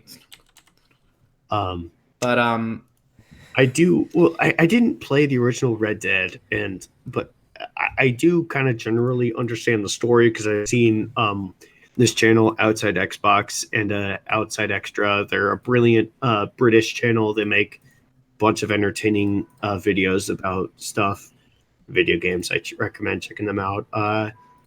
So I think that Red Dead is going to be good, but I don't know how much I might need to do as far as research to get up to speed with what's going on in the storyline. But Red Dead does look like a really good game that I would definitely love to get into, but I just haven't gotten into it. And I just started playing because I got the bonus DLC or whatever for Far Cry 5. I just started playing Far Cry 3 yesterday, and my roommate was there while I was screaming at my television, saying, like, where the fuck is the button prompt? I don't know what the fuck is happening. I was actually screaming at the top of my lungs. I'm like, where's the fucking button prompt? But because there were like 2 for the whole fucking intro, but whatever. Anyway, it does look like a good game, I will say. I'm excited for this, but I'm definitely gonna get Fallout 76 when that comes out. But take me home to the place. Speaking of Country Roads, Matt Heafy of Trivium, as the artist of the OFP, well, the artist of the original song, that is, did do a cover of Country Roads today, which was actually pretty good because Matt Heafy has a fucking golden voice. But hey, is there any way that we can continue? No. Yeah, I said that's it just as you started talking, but yeah, there we go. All right. Is that it, Naka? Oh, that is it for video games. I do want to play Red Dead Redemption. I kind of want to play the first one though. So, but I don't know if the first one's on PS4. If it is, I'll have to give it a try. But hey, yeah, that's all I have to say. So yeah, that's. Do you want me to move on? Do you want to move on? Mm-hmm. All right. So is that it for video games? That is it for the video games. Transition? Yes. Do your thing, god damn it. I'm sorry. I'm All right. All right. Well, so I do have to start off with some interesting moves. Interesting news, rather, not moves. As much as we hate change, we adapt. And thankfully, James Gunn was able to adapt faster than we could change. After Gunn was sadly fired from Disney and stripped of his director's chair for Guardians Volume 3, he was thankfully brought into Warner Brothers and is now inside the DCEU, that is the DC Extended Universe, and is now going to be the writer for Suicide Squad 2, and is in talks for possibly directing the feature as well. Obviously, because Suicide Squad got an Oscar for Best Makeup out of all places, it only made sense to actually make a sequel. But now I'm actually hyped for this damn movie. I never saw the first one, and I heard a lot of people either really liked it or really despised it. Suicide Squad? Or was just simply meh about it. But now that James Gunn is writing and possibly directing the film as well, it seems that DC will finally start getting on the right track with how much mediocrity they produced in the past 8 years. And also that James Gunn will be able to get his career back from the second highest grossing film company that rivals Disney, despite Disney being a high conglomeration of franchises and the gold mine of making the most money. However, only time will tell. So what do you have to say regarding this, Naka? Because I know that you really did not like Suicide Squad, but after hearing this news, what's your opinion? Hey, fellas! I can't do a good Butters voice. No, but really. What's up? The one thing I remember about Butters was that episode where he gets captured by like Al Qaeda or something. Yeah. It was so funny.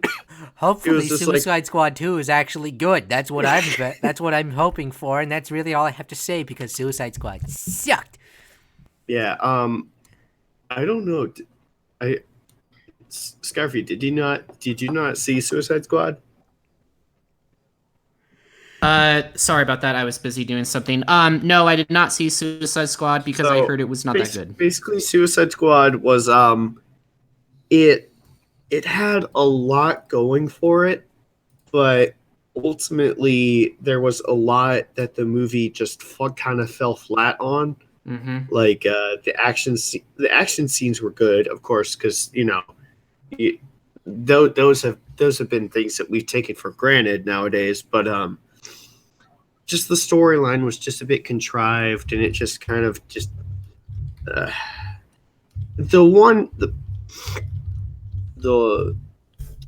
I guess the best part of the movie was the fight between the fire guy and when he turns into that Aztec devil looking thing and fights against the other guy, and he's like, "Oh, it's on, bitch!" And that's actually the subtitle of the thing. He just says, "It's on, bitch," in whatever ancient language that was.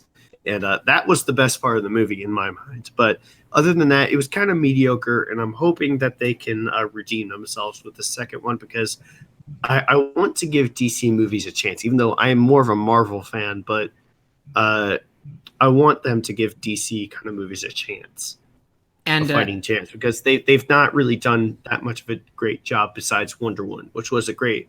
It was a huge step in the right direction for DC movies, and hopefully Aquaman will be in another step in that direction. Hopefully, Aquaman and Wonder Woman 84 will hopefully both be good ones. Because what do you have to say regarding this movie, regarding this news, Naka? Because you always called Suicide Squad my news. I already said my point on it. Are you not listening?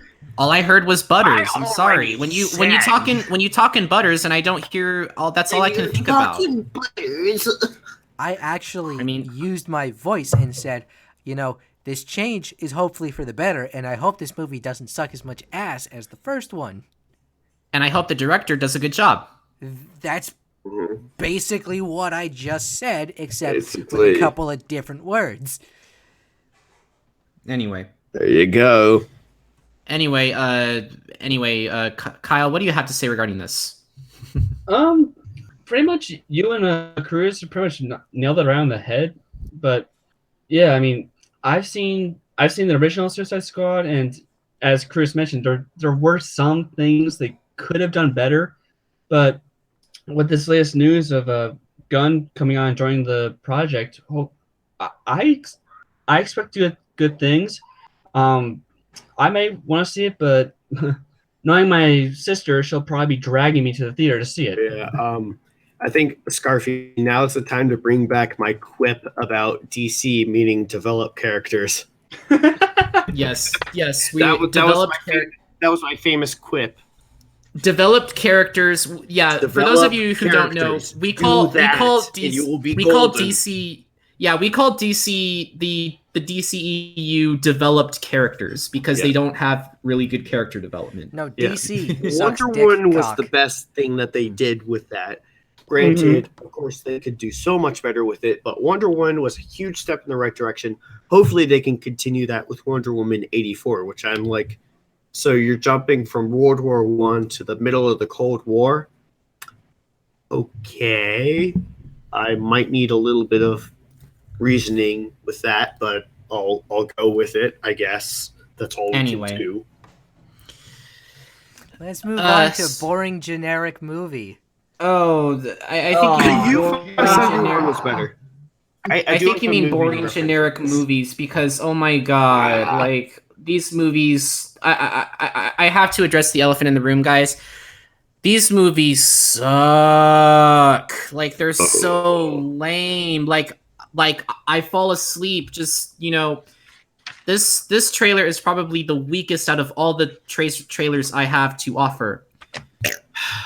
Out of all the most generic titles and generic plot, it had to come with the generic tone as well. Case in point, Hunter Killer is a 2018 American action thriller film directed by Donovan Marsh and written by Aaron Schmidt and Jamie Moss, based on the 2012 novel Firing Point by Don Keith and George Wallace. The film stars Gerard Butler, Gary Oldman, Michael Nyqvist in one of his final film roles after he passed away last year due to cancer, the rapper Common, and Toby Stephens. The synopsis of the story involves a Russian president that is captured by his own defense minister at a visit on a northern Marine base. A U.S. submarine under the control of Commander Joe Glass is sent into Russian territorial waters to save the Russian president and avoid sparking World War III. Honestly, guys, I don't understand why I'm spending time talking about this movie. In fact, part of me almost wanted to skip even putting it on the agenda. It was that bland. Like styrofoam on wheat toast, it's that bland. I didn't even watch half of the trailer, and I was already bored. I honestly want to move on. The film releases October 26th. I have nothing else to say, guys. I was bored. If you want to see a good movie that involves a submarine, go see U-571 with the late Bill Paxton and John Bon Jovi. Actually, is in that movie. This, I don't understand why one of the quotes said thought-provoking, because I'm like, granted, I know the whole thing about war movies is that, there's no real thought to it. I mean, in the pure action sense, but I think that it might be a good action movie, but I don't think thought-provoking really applies to it. I think that hopefully, it looks like it could be at least decently entertaining. I'll give it that, but Naka, I don't think you have anything to say, do you? Nope. Yeah. It's just like, Kyle, do you have anything to say? That's all we got. That's all we got going for it. Oh my God! Somebody from foreign country captured by terrorist people. We must go and save foreign country people from terrorist foreign country people, and world is saved. Yeah, I'm bored. Kyle, do you have anything else to say regarding this movie or no? All I would say watching the trailer, if you took the second mission from Call of Duty Modern Warfare 3 when you're bind to the command sub and play that mission, then combine it with the entire gameplay or game story from Ghost Recon Future Soldier, that's the film in a nutshell. And I would rather watch Hunting for Red October than watching this crap. Okay, I would agree with that. Do you guys agree with that? Yeah. All right, let's move on to the next trailer. Our mediocrity. Good old Rowan Atkinson. Our mediocrity thankfully gets less mediocre, but still continues with Johnny English Strikes Again, a 2018 action comedy film directed by David Kerr. It is a sequel to the film of 2011, Johnny English Reborn, and the third installment in the Johnny English series. Hold on. Before I continue, I have to respond to something in the chat, but okay. I don't have a girlfriend. The joke's on you. Yeah. Atkinson as the title character, Olga Kurilenko. I'm probably butchering that, but hey. Ben Miller, Adam James, and Jake Lacey, and Emma Thompson. Rowan Atkinson, known for being the popular British character Mr. Bean, who continues the slapstick comedy even to this day, returns as the popular spy agent as a new adventure begins with a cyber attack that reveals the identity of all undercover agents in Britain, leaving Johnny English, the retired. You cut out. The retired spy as the Secret Service's last hope.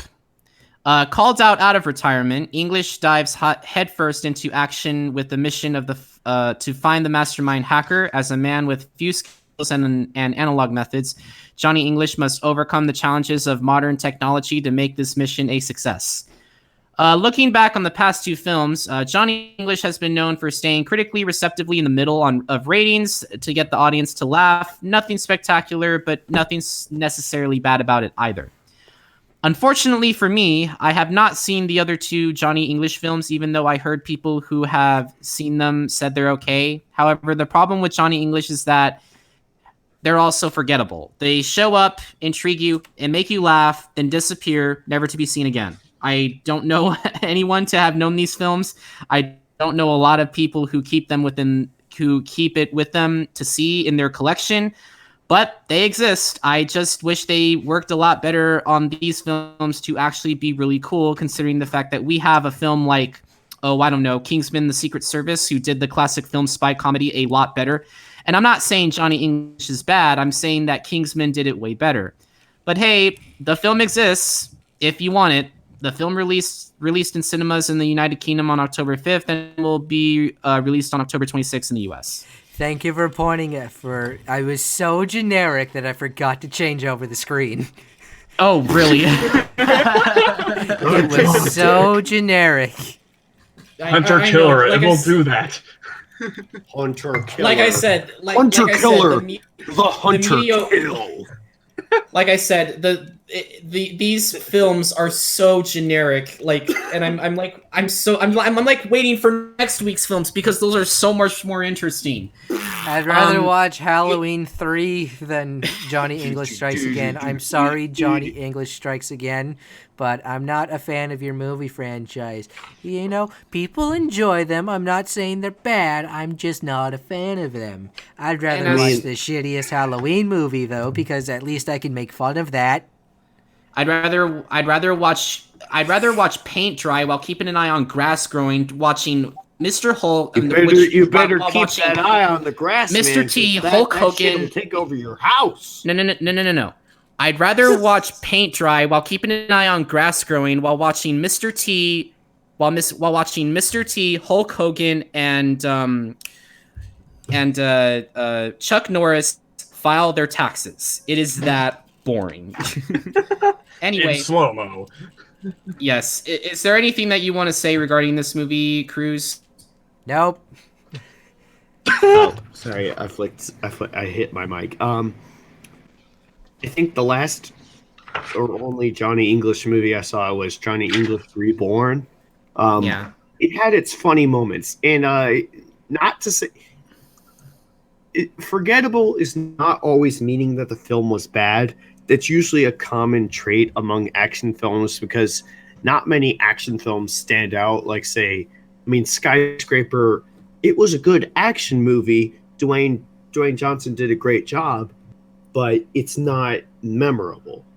But I think Johnny English, the last one I saw, it's basically like Mr. Bean, but he can talk, and he's also trying to be a spy. Yeah. It has its funny moments, but I think what I'm hoping they don't do is they don't try to milk that any further because, you're going to run out of material for that and it's going to get bogged down. So that's just a fact. I've actually seen Ernest Scared Stupid, the review of it. It's really bad. The movie. Scared Stupid. Yes, I'm not into that. I'll talk to you about it later. Kyle, do you have anything you want to add on this movie? Pretty much what Krüz says. True, Rowan Atkinson, he's a good comedian. Rowan Atkinson is great. Oh yeah, he's a great comedian, but for some of this Johnny English films, you can only go so far with slapstick comedy. And it's not just like comedy in general, but it's like the franchise. Like Rowan Atkinson could do. I think they could do better if they just start making they don't rely on a movie franchise. They just make one new movie every 2 or 3 years. That would perform better than a series because the connotation. This is the same thing with the YouTube algorithm that series get bogged down in views. Yeah, I totally agree with what you're saying, and it's only going in a series in a probably. We all know at this point who Rowan Atkinson is as an actor, and he's a great actor. He crashed a McLaren F1. Yeah, but the last thing I would say is just, would I see this? Maybe with my dad just for Lady Serena brings up a good point. Dwayne Johnson's middle name is not Freaking. It's Douglas. Well, let's see what The Rock freaking Johnson has to say about that, huh? Anyway. Do you want me to move on? Yeah, let's move on to another generic horror movie plot. Well, yeah. Black Swan revived. Well, this movie trailer is a surprise and a half. Suspiria is a 2018 Italian-American supernatural horror film directed by Ludo Guadagnino and written by David Kajganish. I'm butchering that. I don't care. Maybe it's based on the Danish. I don't care. Based on the 1977 anything film, like a Danish? Directed by Dario Argento, it stars Dakota Johnson, Tilda Swinton, Mia Goth, Jessica Harper, and Chloe Grace Moretz. Harper, the lead in the original film, appears in a different role. Before we get into the plot, I do have to bring up some production history. A remake of Suspiria was announced in 2008 with David Gordon Green attached to direct, but was canceled due to financing conflicts. In September 2015, Guadagnino confirmed his plans to direct with the film described as a homage to the 1977 film rather than a direct remake. Considering the film was shot in Italy, therefore an Italian production, the film premiered at the 75th Venice International Film Festival on September 1st, 2018, with the musical score being composed by Radiohead singer Tom York. Seriously, Krüz, you should really listen to Radiohead. Anyway, tell him what to do. I did listen to Radiohead's King of Limbs. That was the album that actually intrigued me most. I do have a little tiny aside. It's not gonna. It's take like 5 seconds. But I just saw today, like the channel I mentioned, Dead Meat, came out with a kill count of the original Suspiria, which I'm going to watch later. But I just noticed that, and then I saw that on the agenda. I'm like, oh, I didn't know there was an original of it. So that's an interesting. All right, the plot is as follows. A darkness swirls at the center of a world-renowned dance company, one that will engulf the artistic director, an ambitious young dancer, and a grieving psychotherapist. Some will succumb to the nightmare, others will finally wake up. And yeah, unfortunately, that's the plot. I do have to mention that I have never seen the original Suspiria, so I don't really know that much about it. I will inform you if you so desire once I watch the Dead Meat video on what he has to say on it.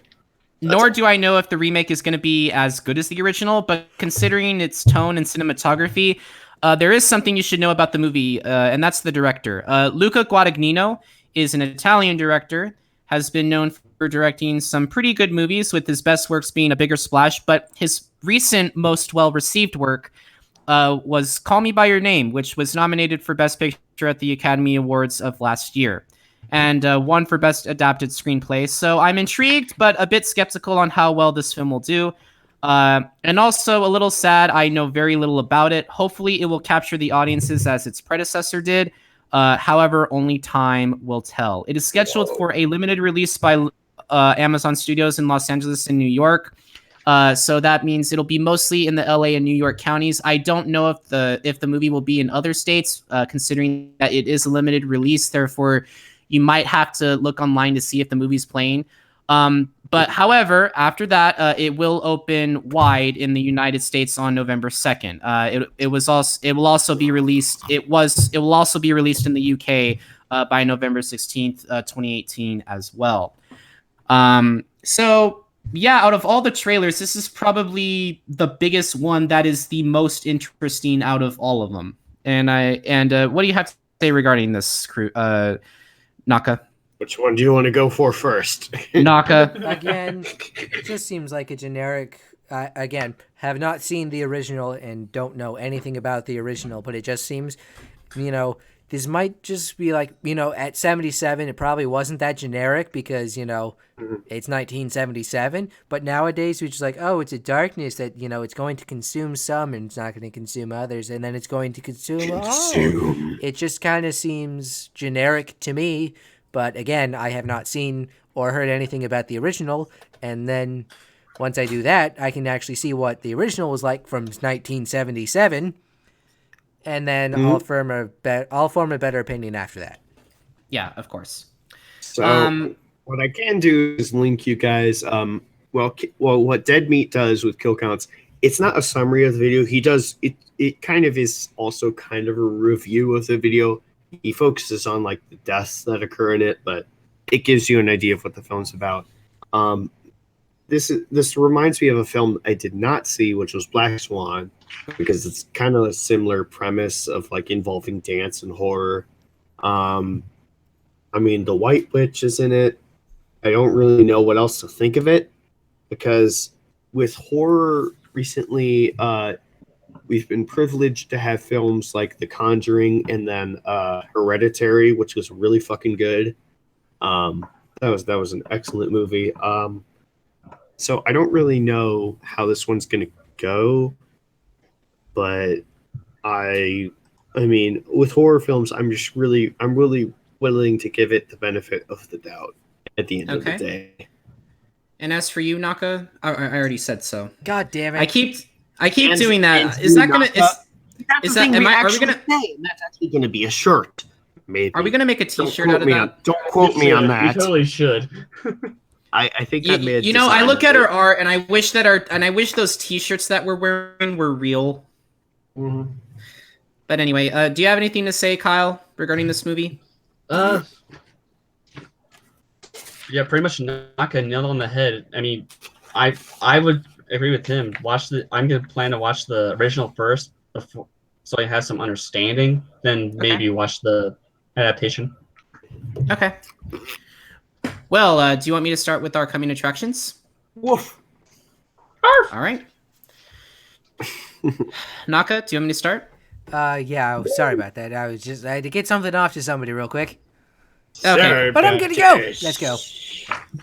All right. So coming attractions. Yeah, half of them are just as generic as the trailers, unfortunately. Yay! Yeah. Anyway, let's continue. Miss Bala, a beauty contest winner, is forced to work for a crime boss after she witnesses a murder. That's an interesting premise. And Not really. This is the actress from Fast and Furious, right? Oh, Michelle Rodriguez. Actually, I think it is. It's one of them. Because there's a lot of Michelle actresses Rodriguez from Michelle Rodriguez. Wait, isn't Michelle Rodriguez in the Fast and Furious movies? Yes. Oh, I didn't know that. Holy cow! God. The more you know. I don't know the main characters. I've never seen Fast and the Furious. I've never seen a single film from its franchise. Jesus. Boy. You A little stars. Yes. I can't remember which ones I've seen. The most recent one I saw was 7. You get on my ass for not watching new movies, yet you haven't seen a ton of these old classic movies. So you have no right to talk and complain. Fast and Furious is considered classic. I'm sorry, that doesn't really make sense. In the words of Aaron Hansen, Gotti. I don't know what that is. Got him. Gotti. Anyway. Yeah. It's like, oh no, I'm gonna have to keep it quiet. You're gonna have to work for me. If you squeal, I will kill you.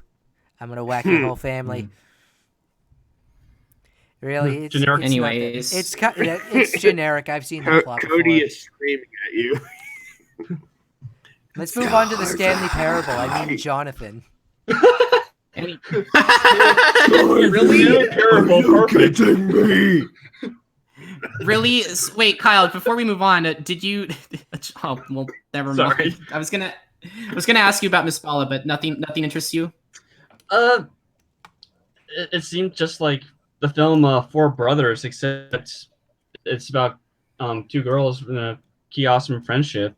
That's all I got. So anyway, Jonathan, a man leaves the office every day at noon. When he gets home, he goes to sleep. Every morning he wakes up and with the video telling him about the second part of his day. This looks interesting. I'll give it that. Yeah. Every day at noon, he goes home, goes to sleep. Name, who was he was the one in Baby Driver. What's his name? Wait, is that the same guy from Baby Driver? I think so. Jamie Foxx, John Hamm. Hold on. Kevin Spacey. No, not him. Yeah, the main Baby Driver. The person who plays Baby. Baby. That guy. Oh, Ansel Elgort. Yeah, that guy.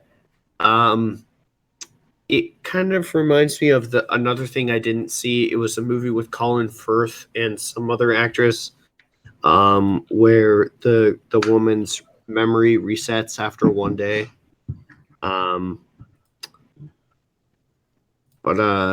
Yeah, it does look interesting because it's kind of like actually shows you in the trailer that he kind of runs into his girlfriend from his other life, and in his first life he doesn't know who she is, and he's like, what the hell are you doing? And she kisses him and walks away, and he's kind of like, what the fuck happened? Anyway, is there anything that you want to say regarding this movie? Who are you directing that to? Naka? Krüz? It's basically just a movie version of the Stanley Parable. Okay. Stanley walked into the room.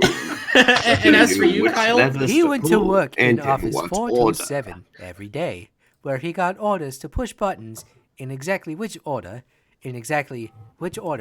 how long to press them, and when to press them.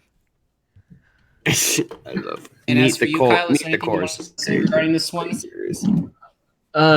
Yeah, Naka hit it right on the head. It's pretty much Stanley Parable, but it seems like also like a version of like watching the trailer, watching like Jekyll and Hyde. Yeah. The inner battle. Less Yeah. temperamental and more just temporal. Oh yeah, of course, but like sort of like me. Yeah, it's sort of like me trying to battle. Like the morning is this guy, and the afternoon is this other motherfucker. Also, I should mention that Naka is in fact a fan of Baby Driver. Yes. They got Subaru, they got the Tokyo Drift. Anyway. Sorry, go ahead. Anyway, let's move on to our next trailer. Generic horror movie plot. Possession. The possession of Hannah. You say that generic about every horror. Well, horror movie tropes have been exploited out the fucking wazoo. The possession of Hannah Grace. When a cop who is just out of rehab takes the graveyard shift in a city hospital morgue, she faces a series of bizarre, violent events caused by an evil entity in one of the corpses. And she thinks that it's drugs at first, but no, it's actually some sort of demonic possession. Maybe it's the Thorn cult from Halloween 6. Oh, yeah. God. And they allude nothing to Norse mythology, but okay. And you're a legit cult. Oh, listen. And I'm gonna go ahead and say this right now. Yeah, like, I don't know about this one, guys. This one's a little. I'm not too sure what to say. It's just generic and. It's a little oof.wav. A little bit, yeah. Oofed out. And is there anything you want to say? Is there anything that you would like to say, Kyle? I will rather watch Poltergeist. Okay, that makes sense. Poltergeist is a really good. They're coming. Anyway, do you want to move on to the next one, which actually kind of looks a little interesting? What? It's like the latest millennial trend, the movie. Hey, escape rooms are pretty fun. Actually, don't knock them until you try them, though. I'm not saying they're bad. They look fun. The Game Grumps doing their escape room, that was fucking funny. Oh, yeah. Escape room. Six strangers find themselves... But calling it the latest millennial trend kind of pisses me off. Can we please talk to the audience? 6 strangers find themselves in circumstances beyond their control and must use their wits to survive. I'm going to say this right now. At least it's not like Jigsaw levels of horror. At least for me. I don't know about you guys, but oh, so it's like Halloween Resurrection, where the teenagers end up being in. What is up with your fetish of bringing out Halloween? Like, you know why? Why? Because I saw it in the Cinerama the other night, and I've just been on like a binge of the franchise and all of its alternate timelines, so that's why I'm just like, you know what, it's a little bit like Halloween Resurrection, where like 6 teenagers go into the Michael Myers house and try and survive, even though it's like they're fake jump scares at first, even though they turned out to be absolutely, Michael Myers is trying to kill everybody again. That was the one with Busta Rhymes. Busta Rhymes. Yeah, because I watched the Dead Meat series on that, and that was what caught me up on the series. Anyway, do you have anything to say do you have anything you guys want to say about this movie? Naka, Krüz, Kyle? I think a deadly escape room actually would be pretty cool, but there would be so many goddamn lawsuits that it would not be feasible. Yeah, and I think that it's kind of hard to avoid being maybe not Jigsaw in its appearance, but an escape room, a deadly escape room that pretty much sums up what the Jigsaw franchise is. And while while people shit on the series, I think that first of all, Jigsaw 2 was the best to the franchise, and their most recent Jigsaw last year, I think, actually goes number 3 behind Jigsaw 2, Jigsaw the first one, and then the newest one. But I think it might be a cool movie to get into. We'll have to see more once it comes closer to release date, but the idea could be done well. It could be. Anyway, Kyle, what do you think? I agree with Krüz. It could be done well, and what Naka said, this could be an interesting film concept, except it could lead to a lot of it could lead to another issues. Halloween Resurrection. It pretty much it could, and bizarre people out in this world may pick up on it and may do a Wipeout version, but more lethal. Yeah, I just think seems like some Death Race shit right there, like Death Race 2050 or Death Race 2000, where it's like these competitors fight to the death in a Wipeout style course, but they also have to kill hundreds of innocent civilians along the way. I just realized that really upset me. Hunger Games is basically just a battle royale. It is. Just realized that? That kind of upset me a little bit. I mean, I don't hate Fortnite. I just don't play it that much. But I'm just like, wait. I was thinking one night when I was quite a bit drunk, and I'm just like, wait, Hunger Games is a battle royale. What the fuck? Krüz, that's what we call an ephany. Yes. That anyway, was an epiphany. So yeah. Do you want me to move on to our next trailer? Let's escape this. Oh no. There was a really bad case that I was a part of 40 years ago, but now I feel bad about it and I need to make peace. So I'm going to go talk to all these people. Some of them are dead. Some of them probably want to kill me, but I need to make peace about the whole situation and then I can die happy. Destroyer, a police detective reconnects with people from an undercover assignment in her distant past in order to make peace.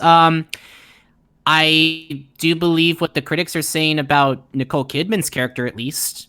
And guys, like, Nicole Kidman is amazing. If you ever get the chance to meet her, you will absolutely fall in love. Her, like, fuck. I thought you were gonna say if you get the chance to see her in a fucking movie. I mean, Jesus. Yeah, that's what I meant. Not all of us live in Hollywood, Scarfy. I don't live in Hollywood either. I live in North Hollywood. It says Hollywood. It's a lot closer than fucking Maryland or Seattle, for that matter. Or St. Louis, Missouri. Yes. Anyway, what do you have to say regarding this movie? Do you think Nicole Kidman will do it justice at least? Hopefully she actually plays the character well, but honestly, I just summed up the goddamn movie. And as for you, Krüz? Yeah, I honestly, to God, forgot to look at some of the other trailers, but I think that I forgot to look at some of the upcoming things, but if you got Kidman on your side, you have to kind of try to get things wrong to kind of mess it up with her. So, right. I do think at the very least the movie has that going for it. Oh my God, Cody, why? Spamming KoRn in the chat. Can we get some KoRn in the chat? Not as good as canned cornbread. Canned bread. Anyway, do you want me to move on to the next trailer? Yes. To an actually interesting movie. Yes, The Aftermath. In post-World War II, a British colonel and his wife are assigned to live in Hamburg during the post-war reconstruction, but tensions arise with the German who previously owned the house. Yeah, well, this actually... I mean, the Germans were not happy with losing the war, and I think I'm just looking at a frame from the trailer. I don't think this is the house, but I did get to visit the house of Von Se, where the quote unquote final solution plan was devised. Oh, really? Yeah, so that's this could be a good historical movie. I mean, the eternal problem with historical movies is that there are always a question of accuracy is involved. And I mean, it's not going to be 1-to-1 easily, but I do think that last year we did get Dunkirk and Darkest Hour, which were great movies in their own rights. Oh my God, both of them were so fucking good. I couldn't choose between them, but I do think this is a good movie that I'm definitely going to check out because, you know, the history nerd in me encourages me to do so. And as for you, which one is he going to choose this time? Spin the wheel. Naka? What? What is your opinion on this trailer? Well, okay. I'm more Vietnam War than World War II, but honestly, it's like a proper Romeo and Juliet story, kind of done right, because like, a British colonel with a German who previously owned the house, and then they butt heads because it's two groups that don't like each other. But for this time, they actually have reason to not like each other. You know what I mean? Yeah, that makes perfect sense. It actually makes sense of why these two parties hate each other, instead of, we're just separate families in the same town and we both have lots of money. Yeah. Money. Yeah, that's pretty much it. And then these next four, I honestly could not give a shit about, so I just don't give a good goddamn. All right, Kyle. I just don't give a giggity goddamn. Kyle, what do you have to say regarding this? In regards to the aftermath, I am down to watching this, just like Krüz, my history major. But yeah, this looks like a really well thought out film, and due to the fact that it was directed by Ridley Scott, who's done quite a few good ones as well. Wait, I apologize. Are you saying that this movie is directed by Ridley Scott? In the trailer I was watching, his name popped up. I think he produced it. No, it's directed by James Kent. Oh, thank you. But apparently, and who does not unfortunately have a Wikipedia page, so I can't really look up to see what he's done. By the way, guys, it's not that I get my sources from Wikipedia. It's just that Wikipedia gives you a list of all the movies. We all know that. You lied to me about putting on a certain game that we will not talk about yet because you said it was coming out in this time period, but that was only in Europe and not North America, which is where most of our audience is located. Are you gonna forget that ever happened in the next show? No. Roommate just grabbed something out of the fridge and he just walked by me and said, "I'm easy like Sunday morning." Anyway, do you want me to move on to our next trailer? It's good. Sorry, I'm dying. Do you want to move on to our next trailer? A Dog's Way Home. It's about a dog being loyal and will do anything to get back home because they're so loyal to their owner. I've already seen Homeward Bound and I've already cried. Excuse me. Homeward Bound is actually a really good movie. That's what I'm saying. It's a good movie. Yeah, that's why we cried. Yes, that's why we cried, man. No, but really,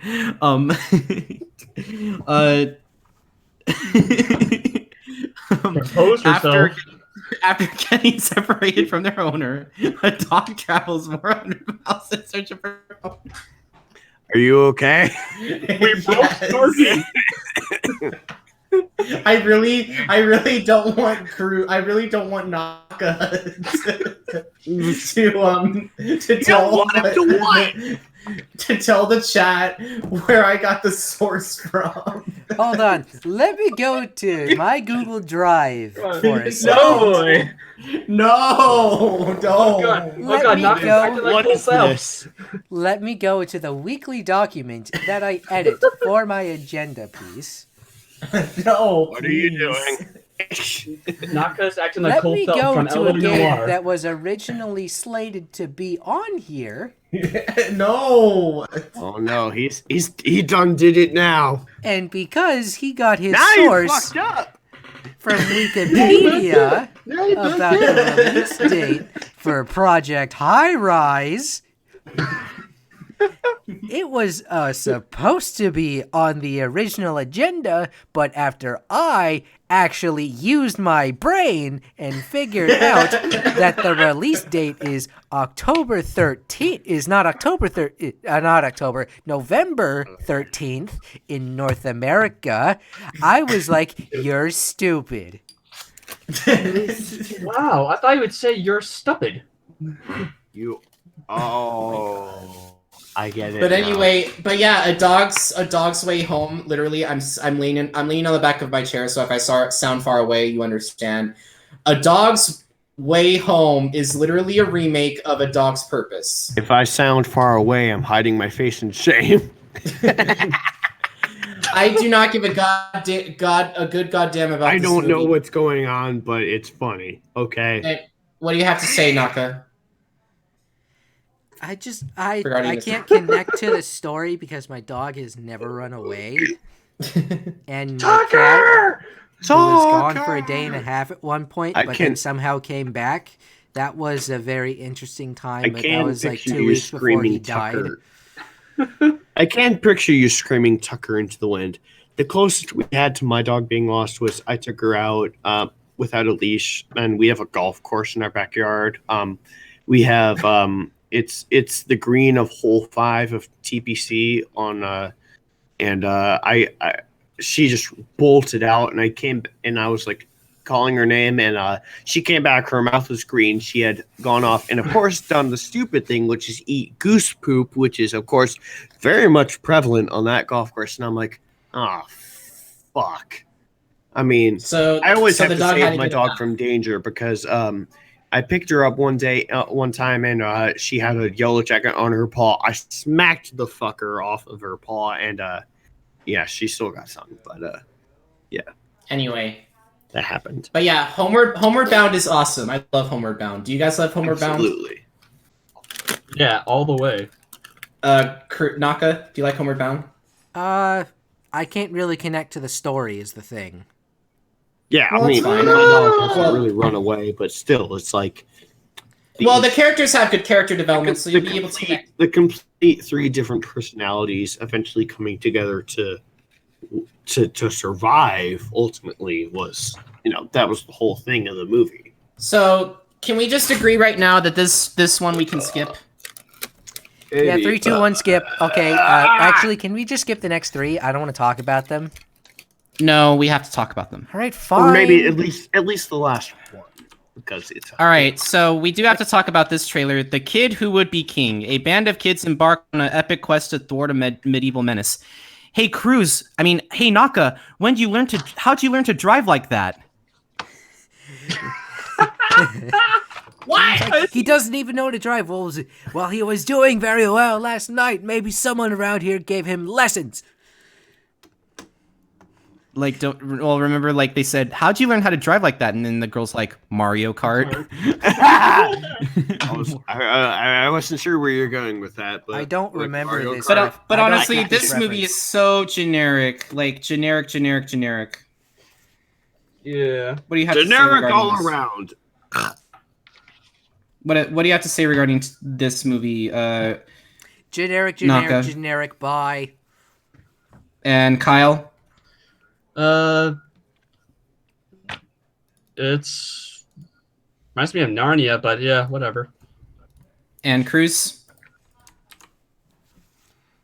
Man, all I can really think of is now is just like the time my dog came back and her mouth was just green. I'm like, oh god. But So yeah, I do get a Narnia vibe from this. I will say. All right, That's do you want me to move on? Yes, So, let's move on to so a I do movie have that to. does not need to exist. All right, so before I talk about the movie, I do need to bring up something very important to you guys. This movie had a trailer that came out 7 months ago, and I avoided ever putting it on the show, ever. I completely avoided putting this on the show until its release date because will come. It doesn't exist. Yeah. So the next movie that we're going to talk about doesn't exist. Why are we announcing it? It doesn't exist. Is The Grinch.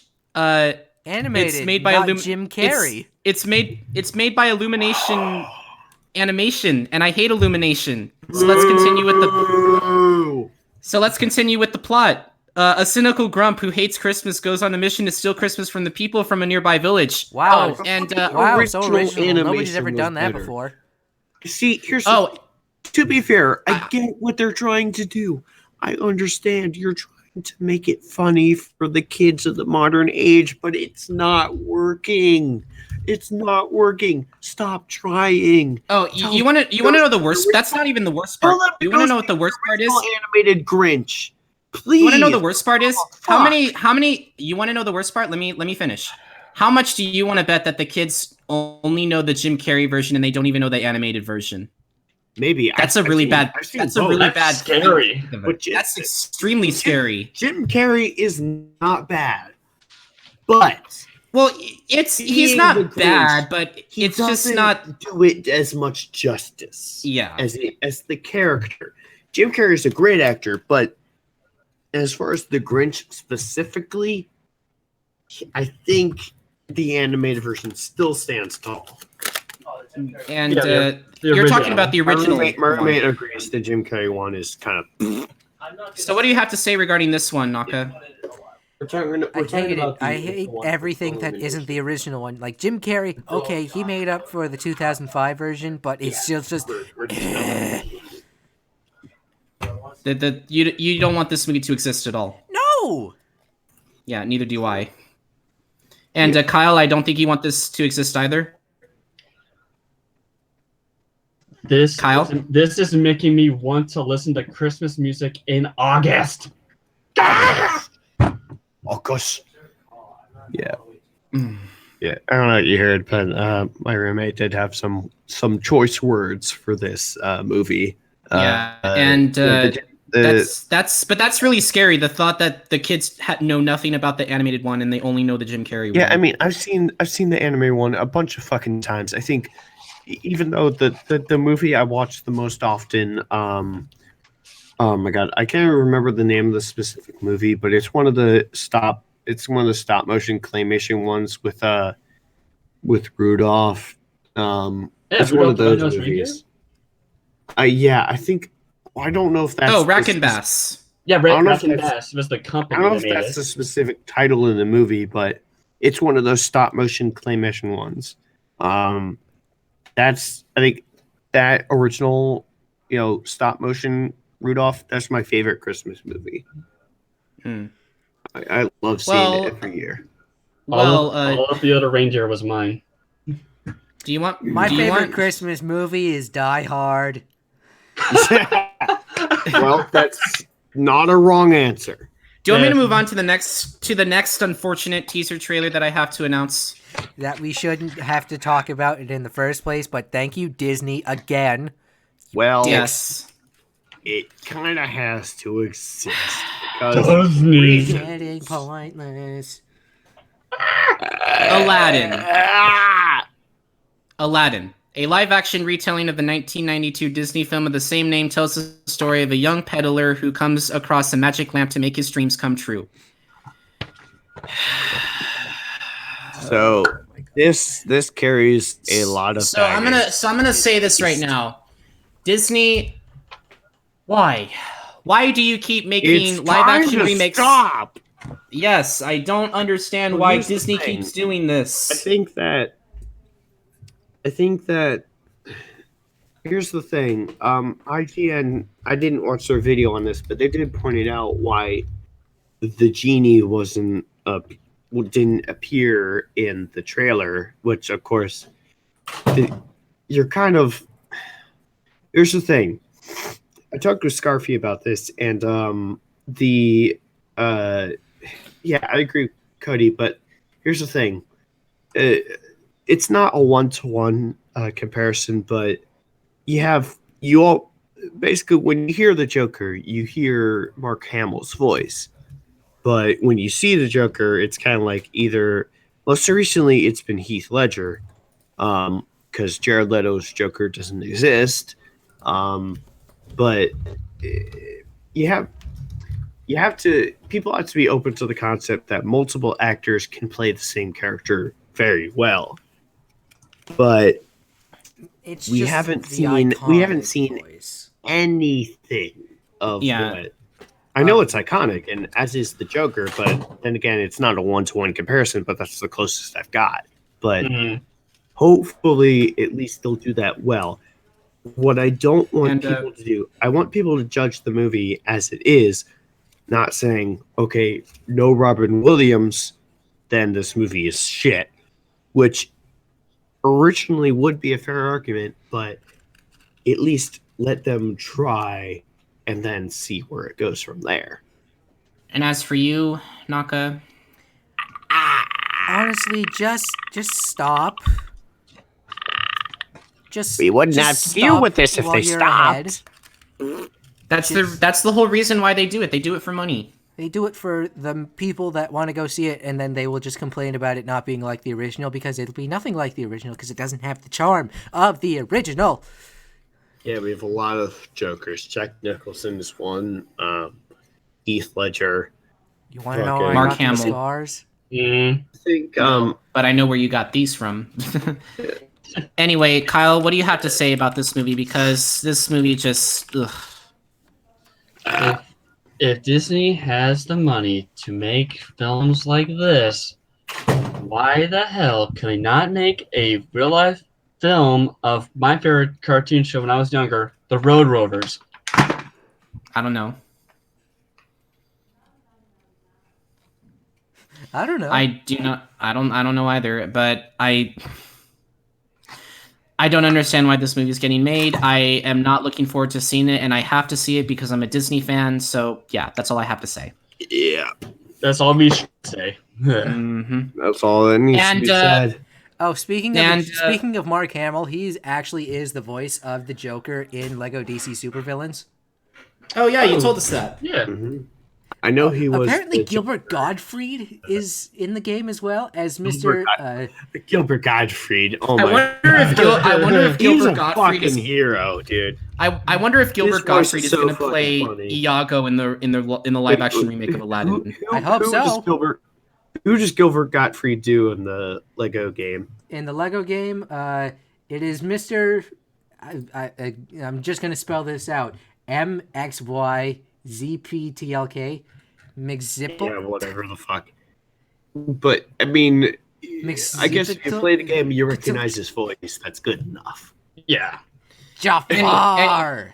God, that's so fucking weird. When you said yeah, or I think it's you, Kyle, that sounded exactly like what it sounded like in the recording when I say yeah, and it freaks me out. So, it's so weird. I was like, yeah. Roger I heard Bumpus yeah plays back. Dr. I'm like, Light. what the fuck is happening? So yeah, is there anything else you want to say? Let's see. I'm loading up the IMDb for Roger Bumpus. I believe he plays Squidward. Yeah, he does. Yeah. No, nice. The guy who plays Squidward in SpongeBob. That means get lost, Squidward. He plays what? Dr. Light in the game. Huh. Dr. Light from... It's somewhere in the DC universe. Mega Man? Yeah, I was going to say... No, it's DC Universe Mega Man. Not Mega Man. DC Universe. DC Universe Mega Man? Mega Man? Jennifer Hale, no. I've only played Mega Man Star Force games, which are really good in their own right. Anyway, that's it. That's our show for tonight, ladies and gentlemen. We didn't get money, but that's okay. We had a fun show. We really did. We had a really fun show, and yeah, we'll be sure to talk about more about yes, we do want Zootopia 2 to come out like immediately. Yes, please. I'm scratching my ass. Close. I'm scratching at the Hollywood gates right now. Well, here's the thing. I think that maybe. Here's the thing. The problem with sometimes with hype sequels is that people want them too soon. But I think Zootopia was 2016. I think 2019 could work. Maybe I would say, and as a furry, I'm saying maybe even 2020, just so that the series, if it's a series, can have the longest life possible. Oh yeah, I mean, longevity. I'm looking for long run money moves. I do hope they do Aladdin justice for one thing, because they did get actors and actresses of Middle Eastern descent. So hopefully it'll work well. That's another thing. I think they Can we talk about this movie later, please? I think they did well. The less I hear about it, the better. You gotta choose movies. Yeah, bro. You gotta choose movies. Just throw it in the dumpster fire, please. Anyway, do you want me to talk about this movie later?